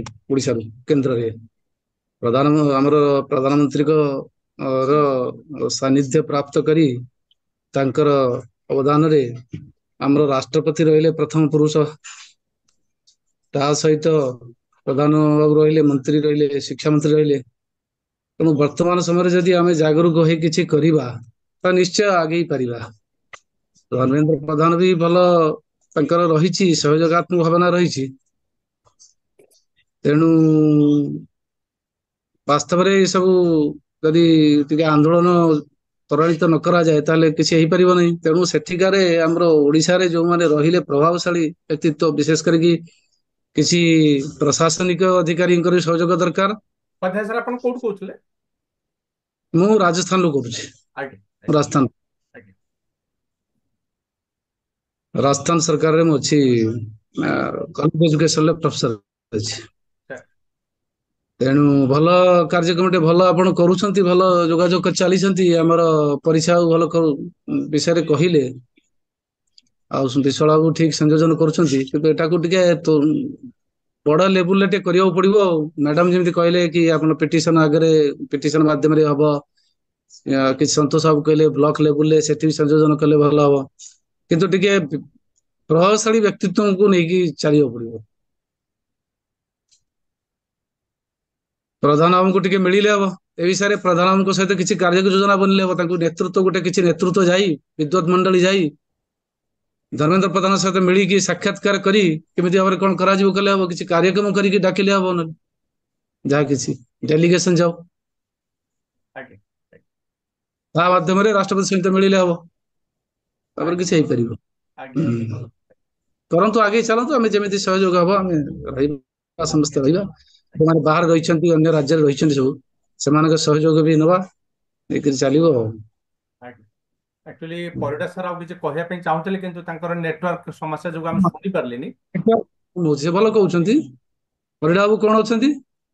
ପରିଡ଼ା ସାର୍ ଥିଲେ ଆମର କଲେକ୍ଟର ଥିଲେ, କୋରାପୁଟରେ କଲେକ୍ଟର ଥିଲେ। ତାପରେ ସେ ସ୍ପେଶାଲ ରିଟାୟାର୍ଡ। Secretary, retired. ଆଜ୍ଞା। ହଁ, ତେଣୁ ଆପଣ କୋଉଥିରେ ଅଛନ୍ତି? ବିଶ୍ୱାସ ବାବୁ, ବିଶ୍ୱାଳ ବାବୁ? ନାଇଁ, ମୁଁ ତ ଆଜ୍ଞା, ମୁଁ ମାନେ କନସଲଟାଣ୍ଟ ଇଞ୍ଜିନିୟର ଅଛି। ମୁଁ କୌଣସି ସରକାରୀ ଚାକିରିରେ ନାହିଁ। ଆଉ ଆଚ୍ଛା, ଏଇଟା ଆଚ୍ଛା। ଆମର ପ୍ରତ୍ୟେକ ରବିବାର ଦିନ ଆମେ ଏଇ ମିଟିଂ ଟା କରୁଛୁ, ଏଇ ଓଡିଶା ବାବଦରେ ବିଭିନ୍ନ କଥା ନେଇକି। ଲିଙ୍କ ଆସିଲା ଯେ ମୁଁ ଯୋଡ଼ିଲି, ମୁଁ କହିଲି ଦେଖିବା କଣ ଆପଣ କେମିତି କାର୍ଯ୍ୟକ୍ରମ। ଆପଣ ଯଦି ଚାଟ୍ ବକ୍ସ ରେ ଆପଣଙ୍କ ଇଏଟା ଦେଇଦେବେ, ଆପଣଙ୍କର ଇମେଲ ବା ଟେଲିଫୋନ ନମ୍ବର ଦେଇଦେବେ, ଆପଣଙ୍କୁ ମୁଁ ଇଏ କରିଦେଇ ପାରିବି। ପରବର୍ତ୍ତୀ ଆଚ୍ଛା, ପର୍ଯ୍ୟାୟରେ ଆମର ଯାହା ବି ମିଟିଂ ହଉଛି, ମୁଁ ଆପଣଙ୍କୁ ଅ, ହଁ, ଜଣେଇ ପାରିବି ଖବରଟା। ଠିକ ଏବେ ଅଛି। ସୁରେନ୍ଦ୍ର ସାର୍, ଆପଣଙ୍କର ମନ୍ତବ୍ୟ। ସଞ୍ଜୟ? ନାଇଁ ମୁଁ ଶୁଣିଲି। ବର୍ତ୍ତମାନ ମୋ ମନରେ ଗୋଟେ ପ୍ରଶ୍ନ ଆସୁଛି। ସେ ପ୍ରଶ୍ନଟି ହେଲା ଅ, ଗୋଟେ ଲୋକ ସେ କାହିଁକି ଗୋଟେ ରାଜ୍ୟରେ ରହିବାକୁ ଚାହିଁବ? ଧରନ୍ତୁ ଆମେ ଓଡ଼ିଆ ବୋଲି ଓଡ଼ିଶାରେ ରହିବା, ଏଇଟା ଗୋଟେ ବିରାଟ କଷ୍ଟ ଆସିଛି। ଆଜ୍ଞା ସୋ କିଛିଟା ଫ୍ୟାସିଲିଟି ମିଳିବା ଦରକାର। ତେଣୁ ଆମର ଓଡ଼ିଶା ଗଭର୍ଣ୍ଣମେଣ୍ଟ ଯଦି ସଢ଼େଇକଳା ଆଉ ଖରସୁଆଁରେ କିଛିଟା ଫ୍ୟାସିଲିଟି ସେମାନଙ୍କୁ ଦବ, ତାହେଲେ ସେମାନେ ଇଣ୍ଟରେଷ୍ଟେଡ ହେବେ ଆମ ରାଜ୍ୟରେ ମିଶିବା ପାଇଁ, ଯୋଉଟା କୋଟିଆରେ ବି ହେଇଛି। ଆଜ୍ଞା ଆନ୍ଧ୍ର ଗଭର୍ଣ୍ଣମେଣ୍ଟ ଯେତିକି ଫ୍ୟାସିଲିଟି ଦଉଛି ଓଡ଼ିଶା ଗଭର୍ଣ୍ଣମେଣ୍ଟ ଦେଇପାରୁନି। ତେଣୁ ନ୍ୟାଚୁରାଲି ସେଠିକା ଲୋକମାନଙ୍କ ମନରେ ଆସିବ ଯେ ଆମେ ଆନ୍ଧ୍ରରେ ମିଶିଲେ ବେଶୀ ଆମକୁ ଫ୍ୟାସିଲିଟି ମିଳିବ। ଆଜ୍ଞା ତେଣୁ ସେଇ ଜିନିଷଟା ବି ଆମକୁ ଦେଖିବାର ଅଛି ଯେ ଜଣେ କାହିଁକି ମିଶିବ, ତା ପାଇଁ ଆମେ କଣ ଦେଇପାରିବା। ଓଡ଼ିଶାରେ ଯୋଉମାନେ ଅଛନ୍ତି ଆମେ ତାଙ୍କୁ କଣ ଦେଇପାରୁଛେ। ଆମର ତ ମୁଁ ଦେଖୁଛି ଓଡ଼ିଶାରେ ବି ଲୋକ ଥାଇକିରି ନିଜ ପିଲାମାନଙ୍କୁ ବି ଓଡ଼ିଆ ଶିଖେଇବାକୁ ବି ସେମାନେ ବୀତସ୍ପୃହ ହଉଛନ୍ତି। ତେଣୁ ସେ ଧୀରେ ଧୀରେ ଓଡ଼ିଆ କଲଚର ପ୍ରତି ଆମର ଆଗ୍ରହ କମିଗଲାଣି। ସେଥିପାଇଁ ଆମେ ଯୋଉ ଛୋଟିଆ ପ୍ରୟାସ କରିଛୁ ସେଇ ମାଧ୍ୟମରେ କିଛିଟା ଆୱାରନେସ୍ କ୍ରିଏଟ କରୁଛୁ। ଦେଖାଯାଉ ଭବିଷ୍ୟତରେ ତାର କିଛି ଫଳ ମିଳିବ ବୋଲି ଆମେ ଆଶାବାଦୀ ଅଛୁ। ସେତିକି। ଆଜ୍ଞା ଆଜ୍ଞା ଆଜ୍ଞା ଆଜ୍ଞା ଆଜ୍ଞା। ବିଶ୍ୱଭାରତୀ ମ୍ୟାଡ଼ାମ କୁହନ୍ତୁ। ବହୁତ କମ ଜଣ ମେମ୍ବର ଅଛନ୍ତି, ତେଣୁ ଆପଣ ସିଧା ଅନ୍ମ୍ୟୁଟ କରି କୁହନ୍ତୁ। ଆଉ ମାନେ ହାତ ହ୍ୟାଣ୍ଡ ରେସ୍ କରିବା ଦରକାର ନାହିଁ, କୁହନ୍ତୁ। ସାର୍ ମୁଁ ଚାହୁଁଥିଲି ଆମର ଯେମିତି ମାଲେସିଆରେ ଓଡ଼ିଆ ଶିକ୍ଷା କାର୍ଯ୍ୟକ୍ରମଟା ଚାଲିଛି ଆଜ୍ଞା ଆମର କଳିଙ୍ଗ ଇତିହାସ ତରଫରୁ, ଆଜ୍ଞା ସେମିତି ଆମେ ଚାହିଁଲେ ଯଦି ଯେହେତୁ ସେଠିକାର ଗଭର୍ଣମେଣ୍ଟ କିଛି ଏଥିପାଇଁ ଇଏ ନଉନି ଓଡ଼ିଆ ଶିକ୍ଷା ପାଇଁ ବୋଲି, ଆମେ ଭଲ୍ୟୁଣ୍ଟାରିଲି ଓଡ଼ିଆ ଶିଖେଇ ପାରିବା ଏଠିକାର ଲୋକମାନେ ଅନଲାଇନରେ ଯେମିତି ଆଜ୍ଞା ମାଲେସିଆ ଲୋକଙ୍କୁ ଶିଖା ହଉଛି। ହଁ ଆଜ୍ଞା ସେଇଟା କରିହବ। ଆଜ୍ଞା ଆଜ୍ଞା। ସେଇ ପ୍ରକାର ପ୍ରୟାସ କରିପାରନ୍ତେ। ନାଇଁ ମୁଁ ତ ସେଟା କହିବା ମାନେ କହିଥାନ୍ତି ପ୍ରୋଗ୍ରାମ ଶେଷ ପରେ ମୁଁ କାର୍ତ୍ତିକ ଭାଇଙ୍କୁ କହିଥାନ୍ତି ଯେ ସରକାର କଣ କରୁଛନ୍ତି ନ କରୁଛନ୍ତି ତା ବାଦେ ବ୍ୟକ୍ତିଗତ ସ୍ତରରେ ଯଦି କେହି ଓଡ଼ିଆ ଲେଖି ପଢ଼ି ଶିଖିବା ପାଇଁ ଚାହୁଁଥାଏ, ତେବେ ଆମ ଭିତରେ ଅନେକ ମାନେ ସ୍ୱେଚ୍ଛାରେ ଏଇ କାମଟି କରିବା ପାଇଁ ଆଗ୍ରହୀ ଅଛନ୍ତି। ଏମିତିକି ଆମର ଯୋଉ କଳିଙ୍ଗ ଇତିହାସର ଯୋଉ ଚ୍ୟାନେଲ ଅଛି ସେଥିରେ ଓଡ଼ିଆ ନିଜେ ଲେଖି ପଢ଼ି ଶିଖିବା ପାଇଁ ଆମେ ପ୍ରସ୍ତୁତ କରିଛୁ ଭିଡ଼ିଓ, ଯୋଉଥିରେ କି ବିଶ୍ୱଭାରତୀ ମ୍ୟାଡାମଙ୍କର ବହୁତ ମାନେ ସହଯୋଗ ରହିଛି। ତେଣୁ ସେଇ ଭିଡ଼ିଓକୁ ଆପଣ ମାନେ ଯଦି ଫଲୋ କରିବେ, ଓଡ଼ିଆ ଅକ୍ଷର ଶିକ୍ଷାଟା ଆପଣଙ୍କର ହେଇପାରିବ ବହୁତ ସହଜରେ। ଆପଣଙ୍କର ଯେତିକି ମାନେ ଆଗ୍ରହ ତାକୁ ଧରିକି ଆପଣ ହୁଏତ ମୁଁ ଭାବୁଛି ଗୋଟିଏ ସପ୍ତାହ ଭିତରେ ଆପଣ ସମ୍ପୂର୍ଣ୍ଣ ରୂପେ ଓଡ଼ିଆର ଅକ୍ଷର ଶିକ୍ଷା ହେଇଯାଇ ପାରିବ। ତାପରେ ପୁଣି ପରବର୍ତ୍ତୀ ପର୍ଯ୍ୟାୟରେ ଆମେ ମାନେ ପଢିବା ଆଡକୁ ଅଗ୍ରସର ହେଇପାରିବା। ତେଣୁ ସେ ତଥ୍ୟଟି ମାନେ ମୁଁ ଖାଲି କାର୍ତ୍ତିକ ଭାଇଙ୍କୁ କହୁନି, ଆମ ପାଖରେ ଥିବା ସମସ୍ତ ସଦସ୍ୟଙ୍କୁ ମୁଁ ଜଣାଇବା ପାଇଁ ଚାହୁଁଛି ଯେ କଳିଙ୍ଗ ଇତିହାସ ଚ୍ୟାନେଲ ଯୋଉ ୱେବସାଇଟରେ ଆପଣ ଏଇ ଯୋଉ ସେଲ୍ଫ ଲର୍ଣ୍ଣିଂ ପାଇଁ ଗୋଟିଏ ପ୍ରସ୍ତୁତ କରାହେଇଛି ପ୍ରୋଗ୍ରାମ, ଆପଣ ତାକୁ ଦେଖିପାରିବେ। ପ୍ଲସ୍ ଯଦି ଲାର୍ଣ୍ଣିଂ ଆପଣମାନେ ଚାହିଁବେ ବେଶୀ ଆମେ ହଉଛି ମାନେ ଅନଲାଇନ ଆମେ କ୍ଲାସ ବି ବନ୍ଦୋବସ୍ତ କଥାବାର୍ତ୍ତା, କରିବୁ। ଆମେ ଯେତେ କଥାବାର୍ତ୍ତା କରିବା ସେତେ ଭାଷାଟା ମାର୍ଜିତ ହବ। ଆଜ୍ଞା ଆଜ୍ଞା ଆଜ୍ଞା ଆଜ୍ଞା ମୁଁ ଭାବୁଛି ସାର୍ ଯେମିତି କି ମାନେ ଆମେ କେବଳ ଅକ୍ଷର ଶିକ୍ଷା ତ ନିହାତି ଭାବରେ ଗୋଟେ ଜରୁରୀ ଜିନିଷ ପଢିବା ପାଇଁ ବୋଲି, କିନ୍ତୁ ମୁଁ ଭାବୁଛି ଯେ ଯେମିତି କି ଆମର ସବୁ ଲିଟରେଚର ଗୁଡାକ ରହିଛି, ସେ ଲିଟରେଚର ଗୁଡାକ ବିଷୟରେ ଆମେ ଡିସ୍କସନ କରନ୍ତି ଓରାଲି ଓରାଲି ବଢିଆ ଅନେକ ଜିନିଷ କରିପାରନ୍ତେ। ବଢିଆ ଜିନିଷ ଗୋଟେ। ଯେମିତି କି ମନେ କରନ୍ତୁ ଆମର ଭଞ୍ଜଙ୍କ ସାହିତ୍ୟ, ଆମର ଯୋଉ ପୁରୁଣା ସାହିତ୍ୟ ବିଷୟରେ ଆମେ ଆଲୋଚନା କରିପାରନ୍ତେ। ଆମର ସେମିତି ଓଡିଆ ଲୋକମାନେ ଯଦି ଏକାଠି ହୁଅନ୍ତେ ଯାହାହେଲେ ଆମର ଏଇ ସବୁ ଲିଟରେଚର ରହିଛି ଓଡିଆରେ, ବା ଭାଗବତ ପଢିବା କି ଯାହା ବି ମାନେ ଆମର ଓଡିଆର କ୍ଲାସିକ୍ସ ସବୁ, ତା ବିଷୟରେ ବି ଆମେ ଡିସ୍କସନ କରିପାରନ୍ତେ। ତେଣୁ ଗୋଟେ ବହୁତ ଭଲ ଇଣ୍ଟରାକ୍ସନ ହୁଅନ୍ତା ଯଦି କେବଳ ଅ ଆ ହର୍ଷଇ ଦୀର୍ଘଇ ନୁହଁ, ସେଟା ତ ମାନେ ପଢା ଲେଖା କରିବା ପାଇଁ ବୋଲି, କିନ୍ତୁ ଓରାଲି ଆମେ ବହୁତ ଜିନିଷ ଡିସ୍କସନ କରିପାରନ୍ତେ। ଆଜ୍ଞା ତେଣୁ ଯୋଉ ଲୋକମାନେ ଆମର ଛୋଟ ପିଲାଠୁ ଆରମ୍ଭ କରିକି ବଡ ଲୋକ ପର୍ଯ୍ୟନ୍ତ ସମସ୍ତେ ଯୋଉମାନେ ଇଣ୍ଟରେଷ୍ଟେଡ ହେବେ, ମୁଁ ଭାବୁଛି ଯେ ସେମାନଙ୍କୁ ଆମେ ଓଡିଆ ଶିଖେଇବା ପାଇଁ ପ୍ରୟାସ କରିବା। ଆଉ ଏଇଟା ନିହାତି ଭାବରେ ଦରକାର ହବ ଭବିଷ୍ୟତ ପିଢି ପାଇଁ। ହୁଏତ ଆମେ ମାନେ ସଫଳ ନ ହେଇପାରେ, କିନ୍ତୁ ଆମ ପର ପିଢିର ଲୋକମାନେ, ପିଲାମାନେ, ସେମାନେ ହୁଏତ ଭବିଷ୍ୟତରେ ସଫଳ ହେବେ। ଆମେ ବର୍ତ୍ତମାନ ଯୋଉଟା ସ୍ୱପ୍ନ ଦେଖୁଛେ ଯେ ଆମଠୁ ଅଲଗା ହେଇଯାଇଥିବା ଭାଇ ଭଉଣୀ ମାନେ ପୁଣି ଆମ ସହିତ ମିଶିବେ ବୋଲି ସେତେବେଳକୁ ଯଦି ସେଇ ଓଡିଆ ପିଲାମାନେ ଓଡିଆ ଶିଖିନଥିବେ ଜାଣିନଥିବେ ତାହେଲେ ସେମାନଙ୍କର ଷ୍ଟାଣ୍ଡ ଟା ବହୁତ ଦୁର୍ବଳ ହେଇଯିବ। ତେଣୁ ତା ପୂର୍ବରୁ ମୁଁ ଭାବୁଛି ଯେ ଯଦି ସେଠିକାର ପିଲାମାନେ ଶିଖିବେ ତ ବହୁତ ଭଲ। ଆଉ ତା ସହିତ ଆମର ଯାହା ଲିଟରେଚର ସବୁ ରହିଛି ଓଡିଆର ତା ବିଷୟରେ ମଧ୍ୟ ଜାଣିବେ। ତାହେଲେ ମାନେ ବହୁତ ଭଲ ଏଇଟା ଇଏ ହବ। ବା ଆମର ଇତିହାସ ବିଷୟରେ, ଓଡିଶାର ଇତିହାସ ବିଷୟରେ ଯୋଉଟା କି ସେମାନେ ସେଠି କେବେ ବି ପଢିବାକୁ ପାଉନଥିବେ। ଆମର ଯେମିତି ଆମେ ସାଉଥ ଇଷ୍ଟ ଏସିଆନ କଣ୍ଟ୍ରି ମାନଙ୍କ ସହିତ ଓଡିଶାର କଣ ସମ୍ପର୍କ ଥିଲା ସେ ସବୁ ବିଷୟ ନେଇକିରି ଆମେ ସେମାନଙ୍କ ସହିତ ଡିସ୍କସନ କରନ୍ତେ ଯଦି ଗୋଟେ ଗୋଟେ କ୍ଲାସ ଏ ପ୍ରକାର ହୁଅନ୍ତା। ଆଜ୍ଞା, ନିଶ୍ଚିତ ଭାବରେ। ଏଇଠି ତେବେ ଆଜି ଯୋଉମାନେ ଆମ ସହିତ ଅଛନ୍ତି, ବିଶେଷ କରି ନୂଆ ସଦସ୍ୟ ଯୋଉମାନେ ଅଛନ୍ତି ସେମାନଙ୍କ ଜାଣିବା ପାଇଁ ମୁଁ କହୁଛି, ଏଇ ଯୋଉ କଳିଙ୍ଗ ଇତିହାସ ଚ୍ୟାନେଲରେ ଯଦି ଆପଣ ଦେଖିବେ, ଏଇ ବର୍ତ୍ତମାନ ବିଶ୍ୱଭାରତୀ ମ୍ୟାଡାମ ଯେତିକି ବିଷୟରେ କହିଲେ, ସିଏ ନିଜେ ଆମର ଦୁଇଟି ଖୁବ ସୁନ୍ଦର ମାନେ ବକ୍ତବ୍ୟ ଉପସ୍ଥାପନ କରିଛନ୍ତି କଳିଙ୍ଗ ସାଧବ ମାନଙ୍କ ବିଷୟରେ। ଆଉ ଲୋକ ଯୋଉ ଲୋକ କଥାକୁ ଲୋକ କଥାଟେ ବି କେମିତି ଗୋଟେ ଇତିହାସ, ସେ ବିଷୟରେ ଦୁଇଟି ଖୁବ ସୁନ୍ଦର ଉପାଦେୟ ବକ୍ତବ୍ୟ ରଖିଛନ୍ତି। ବହୁତ ମାନେ ପାଖାପାଖି 100ରୁ ଉର୍ଦ୍ଧ୍ୱ ଆମେ ବକ୍ତୃତା ମାଳା ଆମେ ସନ୍ନିବେଶିତ କରିଛୁ ୟୁଟ୍ୟୁବରେ।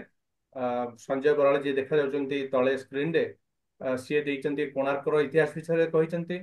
ଆଉ ଗଦାଧର ପରିଡା ସାରଙ୍କ ଯଦିଓ ସ୍ୱତନ୍ତ୍ର ନୁହେଁ, କିନ୍ତୁ ତାଙ୍କର ବି କୋରାପୁଟରେ ପ୍ରାଚୀନ ମୂର୍ତ୍ତି ସଂଗ୍ରହ ବିଷୟରେ ବି ଗୋଟେ ଛୋଟିଆ ଉପାଦେୟ ତଥ୍ୟ ରହିଛି। ତେଣୁ ଏମିତି ବହୁତ କଥା ଆପଣ ଓଡିଶା ବିଷୟରେ ଜାଣିବା ପାଇଁ ପାଇପାରିବେ। ତେଣୁ ମୁଁ ଆଶା କରୁଛି ଯେ ଆପଣମାନେ ତାର ଭରପୁର ମାନେ ସୁଯୋଗ ନିଅନ୍ତୁ, ଏବଂ ଯଦି ଆପଣମାନେ ଆଗ୍ରହୀ ତେବେ ଆପଣମାନଙ୍କ ପାଇଁ ଆମେ ସ୍ୱତନ୍ତ୍ର କାର୍ଯ୍ୟକ୍ରମ ବି ଆମେ ଆୟୋଜନ କରିବା ପାଇଁ ଚେଷ୍ଟା କରିବୁ। ଯେମିତି ଓଡିଆ ଶିକ୍ଷା ବ୍ୟବସ୍ଥା କୁହନ୍ତୁ ବା ଅନ୍ୟ ବିଷୟରେ ଆମେ କରିବା ପାଇଁ ଚେଷ୍ଟା କରିବୁ। ବର୍ତ୍ତମାନ ଆମେ ଆମର ମାଲେସିଆରେ ଯୋଉ ଓଡିଆ ଲୋକମାନେ ସବୁ ଅଛନ୍ତି, ଯୋଉମାନେ କି 120 ବର୍ଷ ତଳେ ଓଡିଶା ଛାଡିକି ଯାଇଥିଲେ, ସେମାନଙ୍କ ପାଇଁ ଓଡିଆ କ୍ଲାସ ଆମେ କରୁଛୁ ପ୍ରତ୍ୟେକ ବୁଧବାର। ଜଣେ ଡକ୍ଟର କମଳା କୁମାରୀ ଦାସ ମ୍ୟାଡାମ ଜଣେ ସେ ଦାୟିତ୍ୱ ନେଇଛନ୍ତି, ସ୍ୱେଚ୍ଛାରେ ସେ ଦାୟିତ୍ୱ ନେଇଛନ୍ତି ଏବଂ ସୁନ୍ଦର ଭାବରେ କାର୍ଯ୍ୟକ୍ରମ ସିଏ ଜାରି ରଖିଛନ୍ତି। ଅନେକ ଓଡିଆ ସେଠି ଓଡିଆ ଲେଖି ପଢି ଶିଖିବା ତାଙ୍କର ବର୍ତ୍ତମାନ ଚାଲିଛି। ତେଣୁ ତାଙ୍କ ବାଦେ ବି ଅନେକ ଆଗ୍ରହୀ ଅଛନ୍ତି ସ୍ୱେଚ୍ଛାରେ ଆପଣମାନଙ୍କୁ ସେଇ ପ୍ରକାର ସେବା ଯୋଗାଇବା ପାଇଁ ଆଗ୍ରହୀ ଓଡିଆ ଅଛନ୍ତି। ତେଣୁ ଆପଣମାନେ ଚାହିଁଲେ ଆମେ ସେ ପ୍ରୋଗ୍ରାମଟି କଣ୍ଡକ୍ଟ କରିପାରିବୁ। ଏଇଠି ଗୋଟେ ଆମେମାନେ ବି ଜାଣିବାର ସୁଯୋଗ ପାଆନ୍ତୁ ଯେ ଝାଡଖଣ୍ଡରେ ଓଡିଆ କେମିତି ବଞ୍ଚିଛି, ହଁ ହଁ ସେଠି କେମିତି ଲୋକ କଥା ଲୋକ ଗୀତ ପ୍ରଚଳିତ ଅଛି ଏପର୍ଯ୍ୟନ୍ତ ଓଡିଆରେ। ବା ସେଠି କଣ ପିଠାପଣା ଖାଉଛନ୍ତି, କଣ ପୂଜା ପର୍ବାଣୀ କରୁଛନ୍ତି ଓଡିଆ, ଯେମିତି କି ମାର୍ଗଶିର ମାସ ଶେଷ ଗୁରୁବାର କଥା ସାର୍ କହୁଥିଲେ, ସେ ପ୍ରକାର କଣ କଣ ପୂଜା ପର୍ବାଣୀ ମଧ୍ୟ ସେମାନେ ଏପର୍ଯ୍ୟନ୍ତ ବଞ୍ଚେଇକି ରଖିଛନ୍ତି। ସେ ସବୁ ବିଷୟରେ ମଧ୍ୟ ଆମେ ଆଲୋଚନା କଲେ ବହୁତ ଖୁସି ହବୁ। ତେଣୁ ସେ ପ୍ରକାର ଗୋଟେ ପ୍ରୟାସ କରାଯାଉ। ମାନେ ପ୍ରାଥମିକ ସ୍ତରରେ ଆମେ ମାନେ ଆଗ ପ୍ରଥମେ ଯୋଡି ହବା, ତାପରେ ପୁଣି ଆମେ ତା ସହିତ ଚେଷ୍ଟା ବି କରିବା ଯେ କେମିତି ମାନେ ଭୌଗୋଳିକ ଭାବରେ ଜୋଗ୍ରାଫିକାଲି ଆମେ ଯୋଡି ହବା, କିନ୍ତୁ ତା ପୂର୍ବରୁ ଆମେ ଆତ୍ମିକ ଭାବରେ ମାନସିକ ଭାବରେ ଯୋଡି ହବାକୁ ଚେଷ୍ଟା କରିବା। ମୁଁ କିଛି ଏ କହିବାକୁ ଚାହେଁ। କାର୍ତ୍ତିକ ଭାଇ ଆପଣଙ୍କର ମାନେ ଇଏ କୁହନ୍ତୁ, ଆପଣଙ୍କ କଣ ରେସ୍ପନ୍ସ? ମ୍ୟାଡାମ ବହୁତ ବଢିଆ କହିଲେ। ଆମର କଣ ରହିଛି ଦେଖନ୍ତୁ ମ୍ୟାଡାମ, ଆଉ ସମସ୍ତ ମୋର ଭାଇ ଭଉଣୀ ମାନେ, ଆମେ ଉତ୍ତର କଳିଙ୍ଗ ମାଟିର। କିଛି ସମୟ ଆଗରୁ ମୁଁ ମୟୂରଭଞ୍ଜର କଥା ଆପଣଙ୍କୁ କହୁଥିଲି। ଚଢେଇକଳା ରାଜା ଘର ପାଖରୁ ମାତ୍ର 500 ମିଟର ଦୂରରୁ ମୟୂରଭଞ୍ଜ ସୀମା ଷ୍ଟାର୍ଟ ହଉଥିଲା। ଏକ ବୈବାହିକ ସୂତ୍ରରେ ସେଇ ଅଞ୍ଚଳ ଓଡିଶା ରାଜା ଷଢେଇକଳା ପାଖକୁ ଆସିଲା, ଆଉ ତାର ଗୋଟେ ଯୋଉ ଷଢେଇକଳା ରାଜାଙ୍କର ଥିଲା ତାକୁ ମୟୂରଭଞ୍ଜକୁ ଦିଆଗଲା। ଇୟାର ନାଁ ଥିଲା କୁଚୁଙ୍ଗ ପିଢ ଆଉ ତା ନାଁ ଥିଲା ଜରାଇ ପିଢ। କୁଚୁଙ୍ଗ ଶବ୍ଦର ଅର୍ଥ ହେଲା ମା କିଚକେଶ୍ୱରୀଙ୍କର ପ୍ରଦେଶ। ମୟୂରଭଞ୍ଜର ଇଷ୍ଟ ଦେବୀ ମା କିଚକେଶ୍ୱରୀ। ପୁରାଣ ବର୍ଣ୍ଣିତ, ମହାଭାରତ ବର୍ଣ୍ଣିତ ରାଜା କିଚକ। ଆଉ ସେ କୁଚୁଙ୍ଗ ପିଢ ଯୋଉଟା ଅଛି ଏଟା ମାତ୍ର 500 ମିଟର ଦୂରରେ। ଷଢେଇ କଳାର ଅବଦାନ ରହିଛି, କାହିଁକି ନା ଏହାର ନାଁ ଷୋଳ କଳା ଛଉ। ଏ ଛଉ ଏଇ ମାଟିରୁ ମୟୂରଭଞ୍ଜ ଯାଇଥିଲା। 2 ଜଣ ଛଉ କଳାକାର ନେଇକରି ଯାଇଥିଲେ, ବନମାଳୀ ଦାସ ଆଉ ଉପେନ୍ଦ୍ର ବିଶ୍ୱାଳ। मयूरभंज राजा नहीं जाइए जितेबले 1911 षढ़ई कलार सॉरी भारत राजधानी कलिकता शिफ्ट होता दिल्ली को आउ से जॉर्ज पंचम आसी से समय बाड़ी खेलटा मयूरभंज जाइए प्रथम इनिशियल स्टेज रे पाइकों बाड़ी खेल था ये गोटे प्योरली पाइक कला आपणकर रांची नहीं मिदनापुर पर्यंत मिदनापुर ता ना नहीं ता ना मेदिनीपुर थिला खड़गपुर खड़ग खड़ग थिला खड़ग जो खड़ग ओडिया धरी था सब पाइक गढ़ सब थिला 250 गढ़ केवल आमर सेठी थिला आमर छौर अवदान एमती थिला देशर कौन सी नृत्य बाहर को जानी थिला 1900 आपणकर 48 बहु पूर्व 1938 रे ए नृत्य प्रथम थर पाई यूरोप जाइतिला सेते सेकंड वर्ल्ड वार स्टार्ट ही नथिला और जिते नृत्य को देखी से ब्रिटिश मीडिया कही बसी it's Hindu dance of India from Saraikela state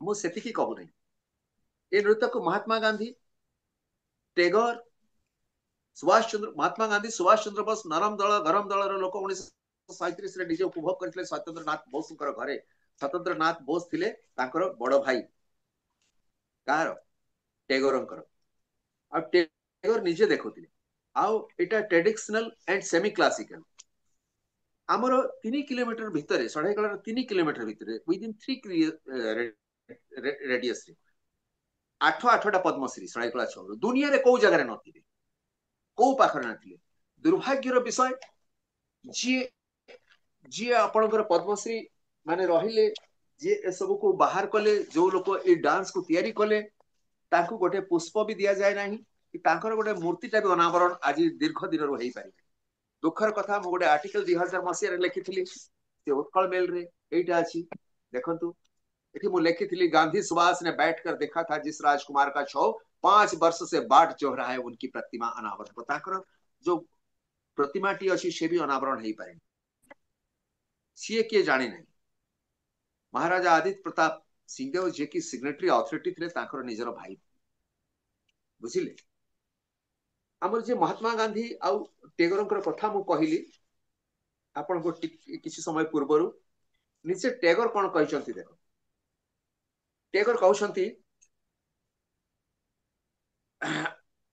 I have derived great satisfaction from the witnessing Saraikela dance, the ancient art of a classical Indian dancing. It is gradually adding the extension.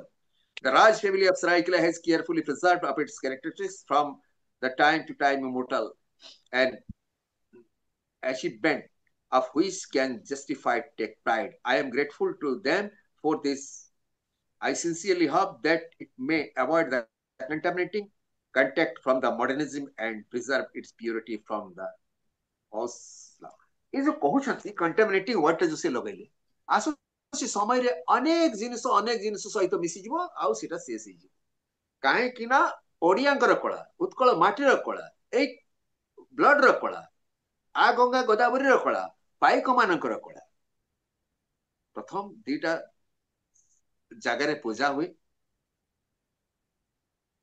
अतीत रे जेतेबेले पाइक माने युद्ध करबा को जाउतले समाने श्मशान रे पूजा करंती हमर भैरव भैरवी शाल दीटा शाल रे पूजा हबो तापरे हमर डांस भैरव पुडी किए जगन्नाथ किए जगन्नाथ पाखरे भैरवी अछंती विमला और जगन्नाथ निजे तांकर भैरव आ तांको जो प्रसाद भी चढ़ा जाए सेटा भैरवी चक्र रे हुए ताको मार प्रसाद महाप्रसाद कहंती ये गोटे ओडिया माटीर कहानी जोटी एठी रहिछि ये सब 1938 मसीह 36-38 मसीह ब्रिटिश देखुला ब्रिटिश जानूला आउ मु देखी आज 20-25 वर्ष आगु मास धरी 30-40 जन विदेशी नृत्यांगना नृतक राइटर्स जो माने आपण थिंकर से माने आसिक रेटी रहू से माने जानिबा को चेष्टा करथि आज कंटामिनेटेड एतिकी हे गला कि केही जानिबा को चाहिए एटा कोन हला उत्कल माटीर गोटे कला को शेष कर दिया गला ओडिया कर गोटे हाथ को काटी दिया गला तार ब्रेन रो गोटे पर्सन को हटे के खपाड़ी दिया गला एटा एटा हेछि हम सहित ए सब देखिबो किए केवल सरकार गले पद्मश्री दे देले काम चलिबो नहीं लोके आज खाइबा को पाउ नहीं आठ मरी गलानी मु से दिन 4 दिन आगरो मु गली काहे कि ना मु से फैमिली रो बिलोंग्स करे जो घरे मु रहे एई जो उपेंद्र विश्वास कहली एटा तांकरी घरटा तांकटु पाइसु आ मु गली जे आपनकर मयूरभंज को निके जाइतले छौ डांस सेंटर 3 वर्ष रो बंद थिला जाई कर देखिली ସେ ଯୋଉ ଢୋଲ ନାଗଡା ସାହନାଇ ଏର ମୁଖ୍ୟ ବାଦକ ଯୋଉଟା ମହୁରୀ କହନ୍ତି ଆପଣ ମାନେ। ଢୋଲ ଆପଣ ଜାଣିଥିବେ, ନାଗଡା ଜାଣିଥିବେ, ଯୁଦ୍ଧକୁ ବଡି ଗରମ କରିବା ପାଇଁ ହୁଏ। ଦେଖିଲି ଗୋଟେ ନାଗଡା ସେ ଫାଟି ଯାଇଛି। ମୁଁ କହିଲି କେତେ ଲାଗିବ, ମୁଁ ଆପଣ ମାନଙ୍କୁ ଏଟା ସହାୟତା କରିବାକୁ ଚାହୁଁଛି ଆଉ ଦେଇଦେବି ଭାଇ, ବହୁତ ଭଲ ହବ। କିନ୍ତୁ ଘରେ ଆସିକରି ଆମର ତ ସାମ୍ବାଦିକ ମାଇଣ୍ଡ ନା, ଆମେ ଜାଣୁ, ଆମେ ଡେଲି ଖେଳୁଛୁ କେସରେ କଣ ହୁଏ କଣ ହୁଏ। ମୁଁ କହିଲି କଲେକ୍ଟର ଆଣ୍ଡାର ଅଛି, ବନ୍ଦ କରି ରଖିଥା, ତାକୁ ଗୋଟେ ଚିଠି ମୁଁ କରେ। ମୁଁ କଲେକ୍ଟରକୁ କହିଲି ଯଦି ବନ୍ଦ ଅଛି ମୁଁ ଆପଣଙ୍କୁ ଏଇଟା ଦେଇଦଉଛି, ଆପଣ ମୋର ଗ୍ରହଣ କରନ୍ତୁ, ପଇସାଟା ତାକୁ ତିଆରି କରିଦିଅନ୍ତୁ, ସେଟା କେତେ ଲାଗିବ ତାକୁ ମୁଁ ଦଉଛି। तो ମୁଁ ଯାଇଥିଲି ଯେମିତି ସେ କଲେକ୍टर आसूଥିଲେ से मुझे पचारे आपका कोई काम था। बोले सर बहुत बड़ा काम था, मैं तो आया हूँ इसीलिए आपके पास, थोड़ा सा वहां पर देख लीजिए, उसको ठीक कर दीजिए। गोटे चिट्ठी कर देछि, आज्ञा उत्कल माटी रे अण अण ओडिया जगह ये उत्कल माटी रे ताकर कला शेष हो जाइए। से पुणी एमती कला, विश्व प्रसिद्ध कला चढ़ई कला छौ। आ मु सार को कहबी स्पेशल गोटे एपिसोड रखंतु, कहीं रखंतु, ये भैरव भैरवी पुणी कहीं, आज्ञा ये रखिबा आखड़ा पुणी कहीं स्टार्ट हुए, सी निश्चय आखड़ा रखिबा सेठी होउछि एबे को निश्चय रखिबा एई एप्रिल मासरे निश्चित आ भाव गोटे रखिए। एपिसोड रखिबा आपनकर सेई जो कथा एप्रिल कहउछन ता भाई। मासକୁ ଯାଆନ୍ତୁନି, 14 ଏପ୍ରିଲ ଆମର ଷ୍ଟାର୍ଟ ହୁଏ, ଏଟାକୁ ମାର୍ଚ୍ଚ ଏଣ୍ଡ ରଖନ୍ତୁ। କାହିଁକି ନା ଦେଖନ୍ତୁ ସେଠି ବି ଆଖଡା ହୁଏ। କୋଉଠି ଆପଣ କୁମ୍ଭ ସ୍ନାନ ଯାଉଛନ୍ତି ନା, ସେଠି ବି ଆଖଡା ହୁଏ, ସେଠି ବି ଭୈରବ ଗଣ ଅଛନ୍ତି। ଇ ମାନେ କଣ, ଯୋଉ ସବୁ ସାଧୁ ସନ୍ଥ ଆସନ୍ତି, ଦୁନିଆ ଦେଖୁଛି, ଆମକୁ ରିସର୍ଚ୍ଚ କରୁଛି, ଓଡିଆକୁ ଦୁନିଆ ଜାଣୁଛି, ସିଏ ରାସ୍ତା ପାଉନି। ଏଇ ବହୁତ ବଡ ଜିନିଷ ଆମ ଦେହ ସହିତ ରହିଛି। ଇଏ ଯୋଉ ଗଙ୍ଗା ଗୋଦାବରୀର ପାଇକ ମାନେ ଥିଲେ, ଇଏ ଯୋଉ ଓଡିଶା ଥିଲା, ଇଏ ଯୋଉ ଜଗନ୍ନାଥ ଅଛନ୍ତି, ୟାଙ୍କର ସଂସ୍କୃତି ଅଛି। ଏଇ ମ୍ୟାଡମ ଯୋଉ କହିଲେ, ମୁଁ ତାଙ୍କୁ ନମସ୍କାର କରୁଛି, ସିଏ ଆମର ସଂସ୍କୃତି ବିଷୟରେ କହୁଥିଲେ, ଗୁରୁବାର କହିଲେ, ସେ ସବୁ କହିଲେ, ମୁଁ ସେଇଥିପାଇଁ କହିଲି ଛଉଟା କଣ। ଏମିତି ଗୋଟେ ଗୋଟେ ଜିନିଷ ଏଇ ଉତ୍କଳ କଳିଙ୍ଗ ମାଟି ଅଛି, ଯାହାର କୌଣସି ଆଜି କୌଣସି ଭ୍ୟାଲୁ ରଖିଦେଇ ନାହାନ୍ତି। ମାନେ କାହିଁକି ନା ଜାଣିବାକୁ ଚେଷ୍ଟା କରୁନାହାନ୍ତି। ଯିଏ ଜାଣିଥିଲା ସେ ଲୋକ ୟାକୁ ଶେଷ କରିଦେଇଛି। ମୋର ବି ଏଜ ହେଇଗଲାଣି, ମୋର ଦେନ 55 ହେଲେଣି। ମୁଁ କେତେ ଦିନ ଅବଶ୍ୟ କାମ କରିବି, କିନ୍ତୁ ମୁଁ ଯୋଉ ଜିନିଷ ଦେଖିଛି ମୋ ପାଖରେ ଅଛି, ମୋ ଲେଖା କିଛି ଅଛି, ମଝିରେ ମଝିରେ ମୁଁ ବାହାର କରେ ସବୁ ଜିନିଷ। ଏବେ ସମସ୍ତଙ୍କୁ ଜାଣିବା ଦରକାର। ଯଦି ସେଇଟା ଗୋଟେ କୁମ୍ଭ ମେଳାରେ ଆପଣଙ୍କର ଆଖଡା ରହିଛି, ଭୈରବ ରହିଛନ୍ତି ପ୍ରତ୍ୟେକଟି ଜାଗାରେ, ସେଟା ଆପଣଙ୍କର ପୁରୀ ହଉନା କାହିଁକି, ଯଦି ସେଠି ଜଗନ୍ନାଥ ରହିଛନ୍ତି, ସେଠି ଜଣେ ଲୋକନାଥ ରହିଛନ୍ତି। ଜଗନ୍ନାଥ ତ ଆସିଲେ ଆପଣଙ୍କ 11वी ଶତାବ୍ଦୀରେ, ତା ଆଗରୁ ସେଠିକାର ଦେବତା ଲୋକନାଥ ଥିଲେ କି ନଥିଲେ। ଓଡିଆ କଣ, ଓଡିଆ ହଉଛି ଆପଣଙ୍କର ସଭ୍ୟ, ଶାକ୍ତେୟ, ବୈଷ୍ଣବ, ସବୁକିଛି ତା ଦେହରେ ଅଛି। ସମୟ ସମୟରେ ଚେଞ୍ଜ ହେଇଛି। ଏମିତି ସିଏ ଯେ ଖାରବେଳ ଗଲେ, ସିଏ ତ ଜୈନ ଥିଲେ। ଅଶୋକ ଯିଏ ଥିଲା ବୁଦ୍ଧିଜିମ୍ ଥିଲା, ସିଏ ଆସିଥିଲା। କିନ୍ତୁ ଏଇ ଯୋଉ ସଭ୍ୟ, ଶାକ୍ତେୟ, ବୈଷ୍ଣବ, ଏମାନେ ଯୋଉ ଆମର ରାଜା ସବୁ ଆସିଲେ, ଯୋଉ ଆମର ଗଜପତି ସବୁ ଆସିଲେ, ଯୋଉମାନେ ଶାସିତ କଲେ, ଏମାନଙ୍କ ସାଙ୍ଗରେ କୋଉ ଦେବତା ପୂଜା ପାଉଥିଲେ, ଆଉ କାହିଁକି ପାଉଥିଲେ, ଇଏ 12 ଦେଶ 13 ରାଇଜରେ ଏମାନେ କେମିତି ଥିଲେ, ଆଜି ଏସବୁକୁ ଶେଷ କରି ଲୋପ କରିଦିଆ କରି ଜାତିକୁ ଶେଷ କରିଦିଆ କାହିଁକି ଯାଉଛି? ୟାର କଣ ଥିଲା ଏ ମାଟିରେ, ତାର କଣ ଅଧ୍ୟାବଧି ରହିଯାଇଛି ବିଚ୍ଛିନ୍ନ ମାଟିରେ? ଏସବୁ ଜାଣିବାକୁ ପଡିବ, ପ୍ରତ୍ୟେକଟି ଲୋକଙ୍କୁ ଜାଣିବାକୁ ପଡିବ। ଆଜ୍ଞା ଆଜି ମୁଁ କହିଲି 25-30 ବର୍ଷ ଆଗରେ ରିସର୍ଚ୍ଚ ହଉଥିଲା ଆମ ଉପରେ, ଦଳ ଦଳ କରି ଆସୁଥିଲେ, ଆପଣଙ୍କର ୟୁରୋପରୁ ଆସୁଥିଲେ, ଆମେରିକାରୁ ଆସୁଥିଲେ। ଆଜି ହଉନାହିଁ କାହିଁକି? କାହିଁକି ନା ସେସବୁକୁ କେମିତି ଶେଷ କରାଗଲା, ତାକୁ ବି ମୁଁ ଲେଖିବି ତ ଭଲ୍ୟୁମ ଅଫ ବୁକ୍ସ ହେଇଯିବ ସବୁ ବିଷୟରେ। ଆଜ୍ଞା ୟା ପାଇଁ ଆମେ ଗୋଟେ ସ୍ୱତନ୍ତ୍ର ଅଧିବେଶନ ରଖିବା। ବର୍ତ୍ତମାନ ଆମେ ଶୁଣିବା ଅଧିବେଶନ ସଞ୍ଜୟ, ରଖନ୍ତୁ। ନାଇଁ ରୁହନ୍ତୁ, କାର୍ତ୍ତିକ ଭାଇ ରୁହନ୍ତୁ, ସଞ୍ଜୟ ବରାଳଙ୍କ ଠାରୁ ଶୁଣିବା। ସଞ୍ଜୟ ବରାଳ ଆମର ଅନ୍ୟତମ ସଦସ୍ୟ, ତାଙ୍କ ଠାରୁ ଶୁଣିବା। ଆଉ ତାପରେ ଆମେ ହୁଏତ ଆଜିର ମିଟିଂ ସମାପନ କରିବା। ସଞ୍ଜୟ। ସମୟ ବି ହେଇଗଲାଣି, ମୋର ବି ସମୟ ହେଇଗଲାଣି, କିଛି ଲେଖିବାର ଅଛି କାର୍ତ୍ତିକ ଭାଇ ବହୁତ ବହୁତ ଧନ୍ୟବାଦ। ଯାହା ହଉ ଆପଣଙ୍କୁ। ନିଜର ଦୁଃଖ ଆମ ମନରେ ବି ବହୁତ ଦୁଃଖ ଭରିଦେଲେ। ଆଉ ସତରେ ସାର୍ ଆମେମାନେ ଆମେ ତ ଆପଣ ଅଲଗା ହେଇଯାଇଛି, ଆମ ମନରେ ବହୁତ ଦୁଃଖ ହଉଛି। ଆମେମାନେ ପ୍ରକୃତରେ ଅପାରଗ, ଆମେମାନେ ଆପଣମାନଙ୍କୁ ମିଶେଇ ପାରି ନାହୁଁ ଆଜି ପର୍ଯ୍ୟନ୍ତ। ଯୋଉଟା କି ଆରମ୍ଭ କରିଥିଲେ ମଧୁବାବୁ, ଗୋପବନ୍ଧୁ, ଗୋଦାବରୀ ସେ ଆରମ୍ଭ କରିଥିଲେ, କିନ୍ତୁ ସମୟକ୍ରମେ ଆମେମାନଙ୍କ ଅପାରଗତା ଯୋଗୁଁ ଆପଣମାନେ ଅଲଗା ରହିଯାଇଛନ୍ତି। ଆଉ କେବଳ ଯେ ଭାବଗତ ମିଶ୍ରଣ ନୁହେଁ, ଆପଣ ସେ ଅଞ୍ଚଳରେ କହୁଛନ୍ତି କଳାରେ ଏତେ ଆଗୁଆ, ଆଉ ନ୍ୟାଚୁରାଲ ରିସୋର୍ସ ବି ଏତେ ରହିଛି। ତେଣୁ ଓଡ଼ିଶା ପ୍ରକୃତରେ ବହୁତ କ୍ଷତି ହେଇଛି। ଆପଣମାନଙ୍କୁ ସେ ଅଞ୍ଚଳ ଯାଇକିରି, ଖରସୁଆଁ ଷଢ଼େଇକଳା ଯାଇକିରି ଓଡ଼ିଶାର ସେ ବାବଦରେ କେବଳ ସାଂସ୍କୃତିକ କ୍ଷତି ହେଇନି, ସମ୍ପଦ ବି ବହୁତ କ୍ଷୟ ହେଇଛି। ତେଣୁ ଆପଣ ଯେତିକି ଡକୁମେଣ୍ଟ ରଖିଛନ୍ତି, ମୁଁ ଭାବୁଛି ସେ ଡକୁମେଣ୍ଟ ତାକୁ ତ ପ୍ରପରଲି ଡକୁମେଣ୍ଟେସନ କରନ୍ତୁ, ବହି ଟିକେ କରନ୍ତୁ, ତାକୁ ଆମ ପିଢ଼ି, ଆମେମାନେ ତ ଜାଣିନୁ, ତେଣୁ ଆମ ପିଢ଼ି ଜାଣିବା ଏବଂ ଆମ ପର ପିଢ଼ି ଜାଣିବା ସେଗୁଡ଼ାକ ଆପଣ କରନ୍ତୁ। ଆମେମାନେ ସେ ବହିଟି କେମିତି ପ୍ରକାଶ ପାଇବ ସେ ବ୍ୟବସ୍ଥା ଆମେମାନେ କରିବୁ, କଳିଙ୍ଗ ଇତିହାସ ତରଫରୁ କରିବୁ। ତେଣୁ ତାକୁ ପ୍ରପରଲି ମେନ୍ ସେ କଥା କେହି ଜାଣିନାହାନ୍ତି। ଆପଣ ଯୋଉ କଥା ସବୁ ଆଜି ଉପସ୍ଥାପନ କଲେ, ଯୋଉ ତଥ୍ୟ, ସେ ତଥ୍ୟ ସମସ୍ତେ ଜାଣିବା ଦରକାର, ଓଡ଼ିଶାବାସୀ ସମସ୍ତେ ଜାଣିବା ଦରକାର। ତେଣୁ ତାର କେମିତି ଅଧିକା ଲୋକ ଜାଣିବେ, ତେଣୁ ସେଥିପାଇଁ ଡକୁମେଣ୍ଟେସନ ନିହାତି ଦରକାର। ଆପଣ ମନରେ ରହିଛି ସବୁ କଥା ରଖିଛନ୍ତି, ଆଉ ଆମମାନଙ୍କର ସମୟ ତ ସରି ସରି ଆସୁଛି। ତେଣୁ ସେ ତଥ୍ୟ କେମିତି ରଖାଯାଉ, ସମୟ ଆସିବ ଆମ ପିଢ଼ିରେ ଆମେମାନେ ଯଦି ପାରିବା ସୁପ୍ରିମକୋର୍ଟରେ ବି ଜନସ୍ୱାର୍ଥ ମାମଲା ଦାୟର କରିପାରିବା। ସେଇ ଡକୁମେଣ୍ଟ ଏତେ ଷ୍ଟ୍ରଙ୍ଗ ଡକୁମେଣ୍ଟ ଅଛି, ରାଜା ଲେଖି ଦେଇଛନ୍ତି ଅଲରେଡି ଏଇଟା ଓଡ଼ିଶାରେ ମିଶୁ ବୋଲି। ଏତେ ଷ୍ଟ୍ରଙ୍ଗ ଡକୁମେଣ୍ଟ ଅଛି, ଚେଷ୍ଟା କରିବା, ଛାଡ଼ିବା କାହିଁକି? ଆମ ପିଢ଼ିରେ ଆମେ ଚେଷ୍ଟା କରିବା, ତ ପ୍ରପର ଡକୁମେଣ୍ଟେସନ ଦରକାର। ଆପଣ ତ ଭଲ ଜର୍ଣ୍ଣାଲିଷ୍ଟ, ତେଣୁ ତାକୁ କିଛିଟା ଗୋଟେ ଆକାର ଦିଅନ୍ତୁ ସେ ଡକୁମେଣ୍ଟକୁ। ଆମେ ତାକୁ ଦେଖିବା, ତାପରେ କାର୍ଯ୍ୟ କରିବା। ଆନ୍ଦୋଳନ ତ ଆମେମାନେ କରିବା ସହଜ ନୁହେଁ, କିନ୍ତୁ ଏଇ କୋର୍ଟ କଚେରୀରେ ଲଢ଼ି ପାରିବା ଅତି କମରେ। ସୁପ୍ରିମକୋର୍ଟରେ ତ ଆମ ଓଡ଼ିଆ ବହୁତ ଅଛନ୍ତି ଯେଉଁମାନେ କି ଏଥିପାଇଁ ବହୁତ ଆଗ୍ରହ ପ୍ରକାଶ କରିବେ, ଏଇଟା ଉପସ୍ଥାପନ କରିବେ। ପଡ଼ୁ, ଆଗ ଭାରତର ଦରବାରରେ ପଡ଼ୁ, ସେଠି ଆଲୋଚନା ହଉ, ଗୋଟେ ନିର୍ଯାସ କ'ଣ ଯାହାହେଲେ କିଛି ନିର୍ଯାସ ବାହାରିବ ବୋଲି ମୁଁ ଆଶା ରଖୁଛି। ତେଣୁ ବହୁତ ବହୁତ ଧନ୍ୟବାଦ। ଆଉ ଯାହା ହଉ ମନଟା ବହୁତ ଦୁଃଖରେ ଭରିଦେଲେ ଯେ ଆପଣମାନେ ଅଛନ୍ତି, ରହିକିରି ଏତେ ଚିନ୍ତା କରୁଛନ୍ତି। ଆମେମାନେ ଏପର୍ଯ୍ୟନ୍ତ ସେ ଚିନ୍ତା ବି କରୁନେ, ସବୁ ଯେତିକି ପାଇଛେ ସେତିକିରେ ସନ୍ତୁଷ୍ଟ ହେଇକିରି ରହିଯାଇଛୁ, ଆପଣମାନଙ୍କ କଥା ଭୁଲି ଯାଇଛୁ। ତେଣୁ ତେଣୁ ସେଥିପାଇଁ ବଡ଼ ଦୁଃଖିତ। ତେଣୁ ଯାହା ହଉ ଆଜିର କାର୍ଯ୍ୟକ୍ରମ ଆପଣ ଆସିଲେ, ମୁଁ ଭାବୁଛି ଆମକୁ ଯୋଉ ଦିଗଦର୍ଶନ ଦେଲେ, ଯୋଉ ନୂଆ କଥା ଆମ ମନରେ ଭର୍ତ୍ତି କଲେ, ତେଣୁ ବହୁତ ବହୁତ ଧନ୍ୟବାଦ। ଯାହା ହଉ ଆଜି ମୁଁ ପୂର୍ଣ୍ଣଚନ୍ଦ୍ର ଉପାଧ୍ୟାୟ ସାର୍ଙ୍କୁ ବି ଧନ୍ୟବାଦ ବହୁତ ଦେବି। ଗଦାଧର ପରିଡ଼ା ସାର୍ଙ୍କୁ ବହୁତ ଧନ୍ୟବାଦ ଦେବି। ସେ ସବୁଠୁ ଅଧିକ ସାରଗର୍ବକ କଥା କହିଛନ୍ତି ଆମ ପାଇଁ, କାରଣ ସେ ଉପାନ୍ତ ଅଞ୍ଚଳରେ ରହିଛନ୍ତି, କଲେକ୍ଟର ରହିଛନ୍ତି। ତାପରେ ବିଶ୍ୱଭାରତୀ ମ୍ୟାଡାମ ତ ଆମେମାନେ ଆମ ଲେବୁଲରେ ଯାହା କରିପାରିବା ବର୍ତ୍ତମାନ ଆମେ ଇମିଡ଼ିଏଟ୍ ଆରମ୍ଭ କରିପାରିବା, ସେ ବିଷୟରେ ତ ବହୁତ କଥା କହିଲେ, ଯୋଉଟାକି ଆମେ କରିପାରିବା ଆମେମାନେ। କାରଣ କରିଛୁ ଯେତେବେଳେ ମାଲେସିଆ ଭାଇଙ୍କ ପାଇଁ କରିଛୁ, ତେଣୁ ଏଇ ପାଖରେ ଖଡ଼େଇକଳା ଖରସୁଆଁବାସୀଙ୍କ ପାଇଁ ଆମେମାନେ କରିପାରିବୁ। ଆଉ ଧନଞ୍ଜୟ ଭାଇ ମଝିରେ ଜଏନ୍ କରିଥିଲେ, କାହିଁ କଟିଗଲେ ଜଣା ପଡ଼ିଲାନି, ବୋଧେ ନେଟୱାର୍କ ପ୍ରୋବ୍ଲେମ୍ ଥିଲା।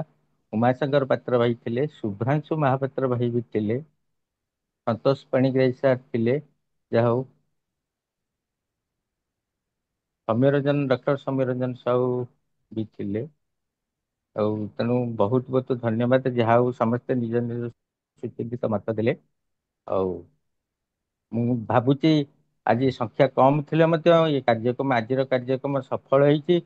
ଆଉ ଏହା ତ ୟୁଟ୍ୟୁବରେ ପ୍ରସାରଣ ହବ, ତେଣୁ ନିଶ୍ଚିତ ବହୁତ ଲୋକଙ୍କ ପାଖରେ ପହଞ୍ଚିବ। ଆଉ ଯାହା ହଉ ବହୁତ ବହୁତ ଧନ୍ୟବାଦ ସମସ୍ତଙ୍କୁ। କାର୍ତ୍ତିକ ଭାଇ ଆପଣଙ୍କୁ ବହୁତ ଧନ୍ୟବାଦ। Sunil, over to you. ହଁ, ଠିକ ସଞ୍ଜୟ, ଧନ୍ୟବାଦ। ତେବେ ଆଜିର ମିଟିଂ ଶେଷ କରିବା ପୂର୍ବରୁ ମୁଁ ଖାଲି କାର୍ତ୍ତିକ ଭାଇଙ୍କୁ କହିବା ପାଇଁ ଚାହୁଁଛି, ଆପଣ ଯେତିକି ଡକୁମେଣ୍ଟ ଆଜି ଦେଖିବା ପାଇଁ ଚେଷ୍ଟା କରୁଥିଲେ, ତାର ଗୋଟେ ଭଲ ସ୍କାନ୍ଡ ଇମେଜ ଯଦି ମୋତେ ପଠେଇବେ, ମୁଁ ଯୋଉ ଭିଡ଼ିଓ ପ୍ରସ୍ତୁତ କରିବି, ଆପଣ ଯେତେବେଳେ ଦେଖୁଛନ୍ତି ସେଟା ତ ପଢି ହଉନି, ଏଇଥିରେ ମୁଁ ତାକୁ ଇନସର୍ଟ କରିଦେବି ସେଠାରୁ। ଆଉ ଯୋଉ ରିଜଲ୍ୟୁସନ ଅଫ ଆମାଲଗାମେସନ ଅଫ ଷ୍ଟେଟ, ସେଟା ମୋ ପାଖରେ ଅଛି, ତଥାପି ଆପଣ ପଠାନ୍ତୁ ହେଲା। ତାପରେ ପଠେଇ ଏ ଦଉଛି ଯୋଉ ଆଜ୍ଞା, ପ୍ରସ୍ତାବିତ ଓଡିଶା ମ୍ୟାପ ଟା ଦେଖେଇଲେ ସେଇଟା ଦେବେ। ଆଉ ଯୋଉ ମୁଁ ଲେଟର ଦେବି। ଟୁ, ଆଉ ଆପଣଙ୍କୁ କହିଦଉଛି, ଆଜ୍ଞା, ଦେଖନ୍ତୁ Maharaja letter to Hari Singh governor sir ଯୋଉ ଆପଣ ଯୋଉଟା କଥା, ଲେଖିଛନ୍ତି, ହଁ ମୁଁ ଦେବି। ଆଉ ମୁଁ ଏନକ୍ୱାରି ରିପୋର୍ଟ ଗୋଟେ କିଛି ଆପଣ ବିଦ୍ୟାଳୟ କଣ କହୁଥିଲେ, ଲେଖିଛି। କଣ? ଗୋଟେ ଏନକ୍ୱାରି ରିପୋର୍ଟ ଗୋଟେ କହୁଥିଲେ ଯୋଉଟା, ହଁ ସେ ବୋଧେ ସେ ମ୍ୟାଡାମ ପଠେଇଥିବେ, ଆଜ୍ଞା। ସେଇ ଅନୁସାରେ ସେ ଡିଏସସି ଯିଏ ଥିଲେ, ଆଉ ଡିଓ ଯିଏ ଥିଲେ, ସିଏ ଦେଇଥିଲେ, ସେଟା ମୁଁ ଦେଇଥିଲି। ବିଧାନସଭା ଆଉ କଣ ଯୋଉ ହେଇଥିଲା, ମହାରାଜା ହରି ସିଂ, ହଁ, ବିଧାନସଭାର କାଶ୍ମୀରର ଯୋଉ, ରାଜା ମହାରାଜା ହରି ସିଂ କେବେ ବି ନିଜର ଷ୍ଟେଟ ଟାକୁ ପାକିସ୍ତାନରେ ଦେଇ ନଥିଲେ। ସାର୍ ଯୋଉ କଥା କହିଲେ, ସିଏ ତାକୁ ଭାରତରେ ଦେଇଥିଲେ। ଷଢ଼େଇକଳା ରାଜା ବି କେବେ ତାକୁ ବିହାରରେ ଦେଇନଥିଲେ, ଆଜ୍ଞା, ଷଢ଼େଇକଳା ରାଜା ଓଡିଶାରେ ଦେଇ, ବୁଝିଗଲେ? ତ ଯୋଉଟା ୱାନ୍ସ ହେଇଗଲା, ତାକୁ ପୁଣି କେମିତି କେନ୍ଦ୍ର ସରକାର ଆଉ କଣ କଲା? ସେତେବେଳେ ଭାରତର ପ୍ରଧାନମନ୍ତ୍ରୀ ଆଉ ରାଷ୍ଟ୍ରପତି କୋଉ ଲୋକ ଥିଲେ? ଆଜି ସେଇ ଜାଗାରେ ଲୋକ କଣ କରୁଛନ୍ତି? ଆଉ କିଏ ଅଛି? ସେମାନେ ଆଗରୁ ଲାଗିଥିଲେ। ମୁଁ ତାଙ୍କର ଏନା ଆପଣଙ୍କ ପାଖରେ ଏଭିଡେନ୍ସ ରଖିଦେଲି, କାହିଁକି ନା ତାଙ୍କର ମୋଟୋ ସେଇଟା ଥିଲା, ସେମାନେ ସେଟା କଲେ। ରାଜେନ୍ଦ୍ର ପ୍ରସାଦ ସେଇଟା କଲେ। ଆଜି ସେଇ ଜାଗାରେ ଆମର ଷଢେଇକଳାରୁ ମାତ୍ର 60 କିଲୋମିଟର ଦୂରରୁ ଯାଇଥିବା ମହାମହିମ ଶ୍ରୀମତୀ ଦ୍ରୌପଦୀ ମୁର୍ମୁ ଅଛନ୍ତି। ଷଢେଇକଳାରୁ ତାଙ୍କ ଘରଟା 60 କିଲୋମିଟର ଦୂର। ଆଉ ବର୍ତ୍ତମାନ ଓଡିଶାର ମୁଖ୍ୟମନ୍ତ୍ରୀ ଯିଏ ଅଛନ୍ତି ମୋହନ ଚରଣ ମାଝୀ, ପଶ୍ଚିମ ସିଂଭୂମର ବୋର୍ଡରରୁ 26 କିଲୋମିଟର ଦୂର ତାଙ୍କ ଗାଁଟା। ତ ଦି ଜଣ ଆମ ଘରର ଲୋକ, ପାଖର ଲୋକ, ସେମାନେ ଭଲ ଭାବରେ ଜାଣନ୍ତି ଏ ଜିନିଷ କଣ। ତେବେ ଆମେ ଆଶାବାଦୀ ହବା କିନ୍ତୁ ନିଶ୍ଚିତ ଭାବରେ। ଆଉ ତେଣୁ ଆପଣଙ୍କୁ ନିଶ୍ଚିତ କାର୍ତ୍ତିକ ଭାଇ ବହୁତ ଧନ୍ୟବାଦ ଦଉଛି। ଏଇଟା ଆରମ୍ଭ ମାତ୍ର, ଶେଷ ମିଟିଂ ନୁହେଁ। ୟା ପରେ ଆମେ ବହୁତ ମିଟିଂ କରିବା, ଗୋଟିଏ ନୁହେଁ ବହୁତ କରିବା ଆମେ ଆଗକୁ। ତେଣୁ ଆପଣଙ୍କୁ ଧନ୍ୟବାଦ। ରଖିବା ତାହେଲେ କାର୍ତ୍ତିକ ଭାଇ। ହଁ, ଆଜ୍ଞା, ରଖିବା ରଖିବା। ସମସ୍ତଙ୍କୁ ଧନ୍ୟବାଦ। ନମସ୍କାର।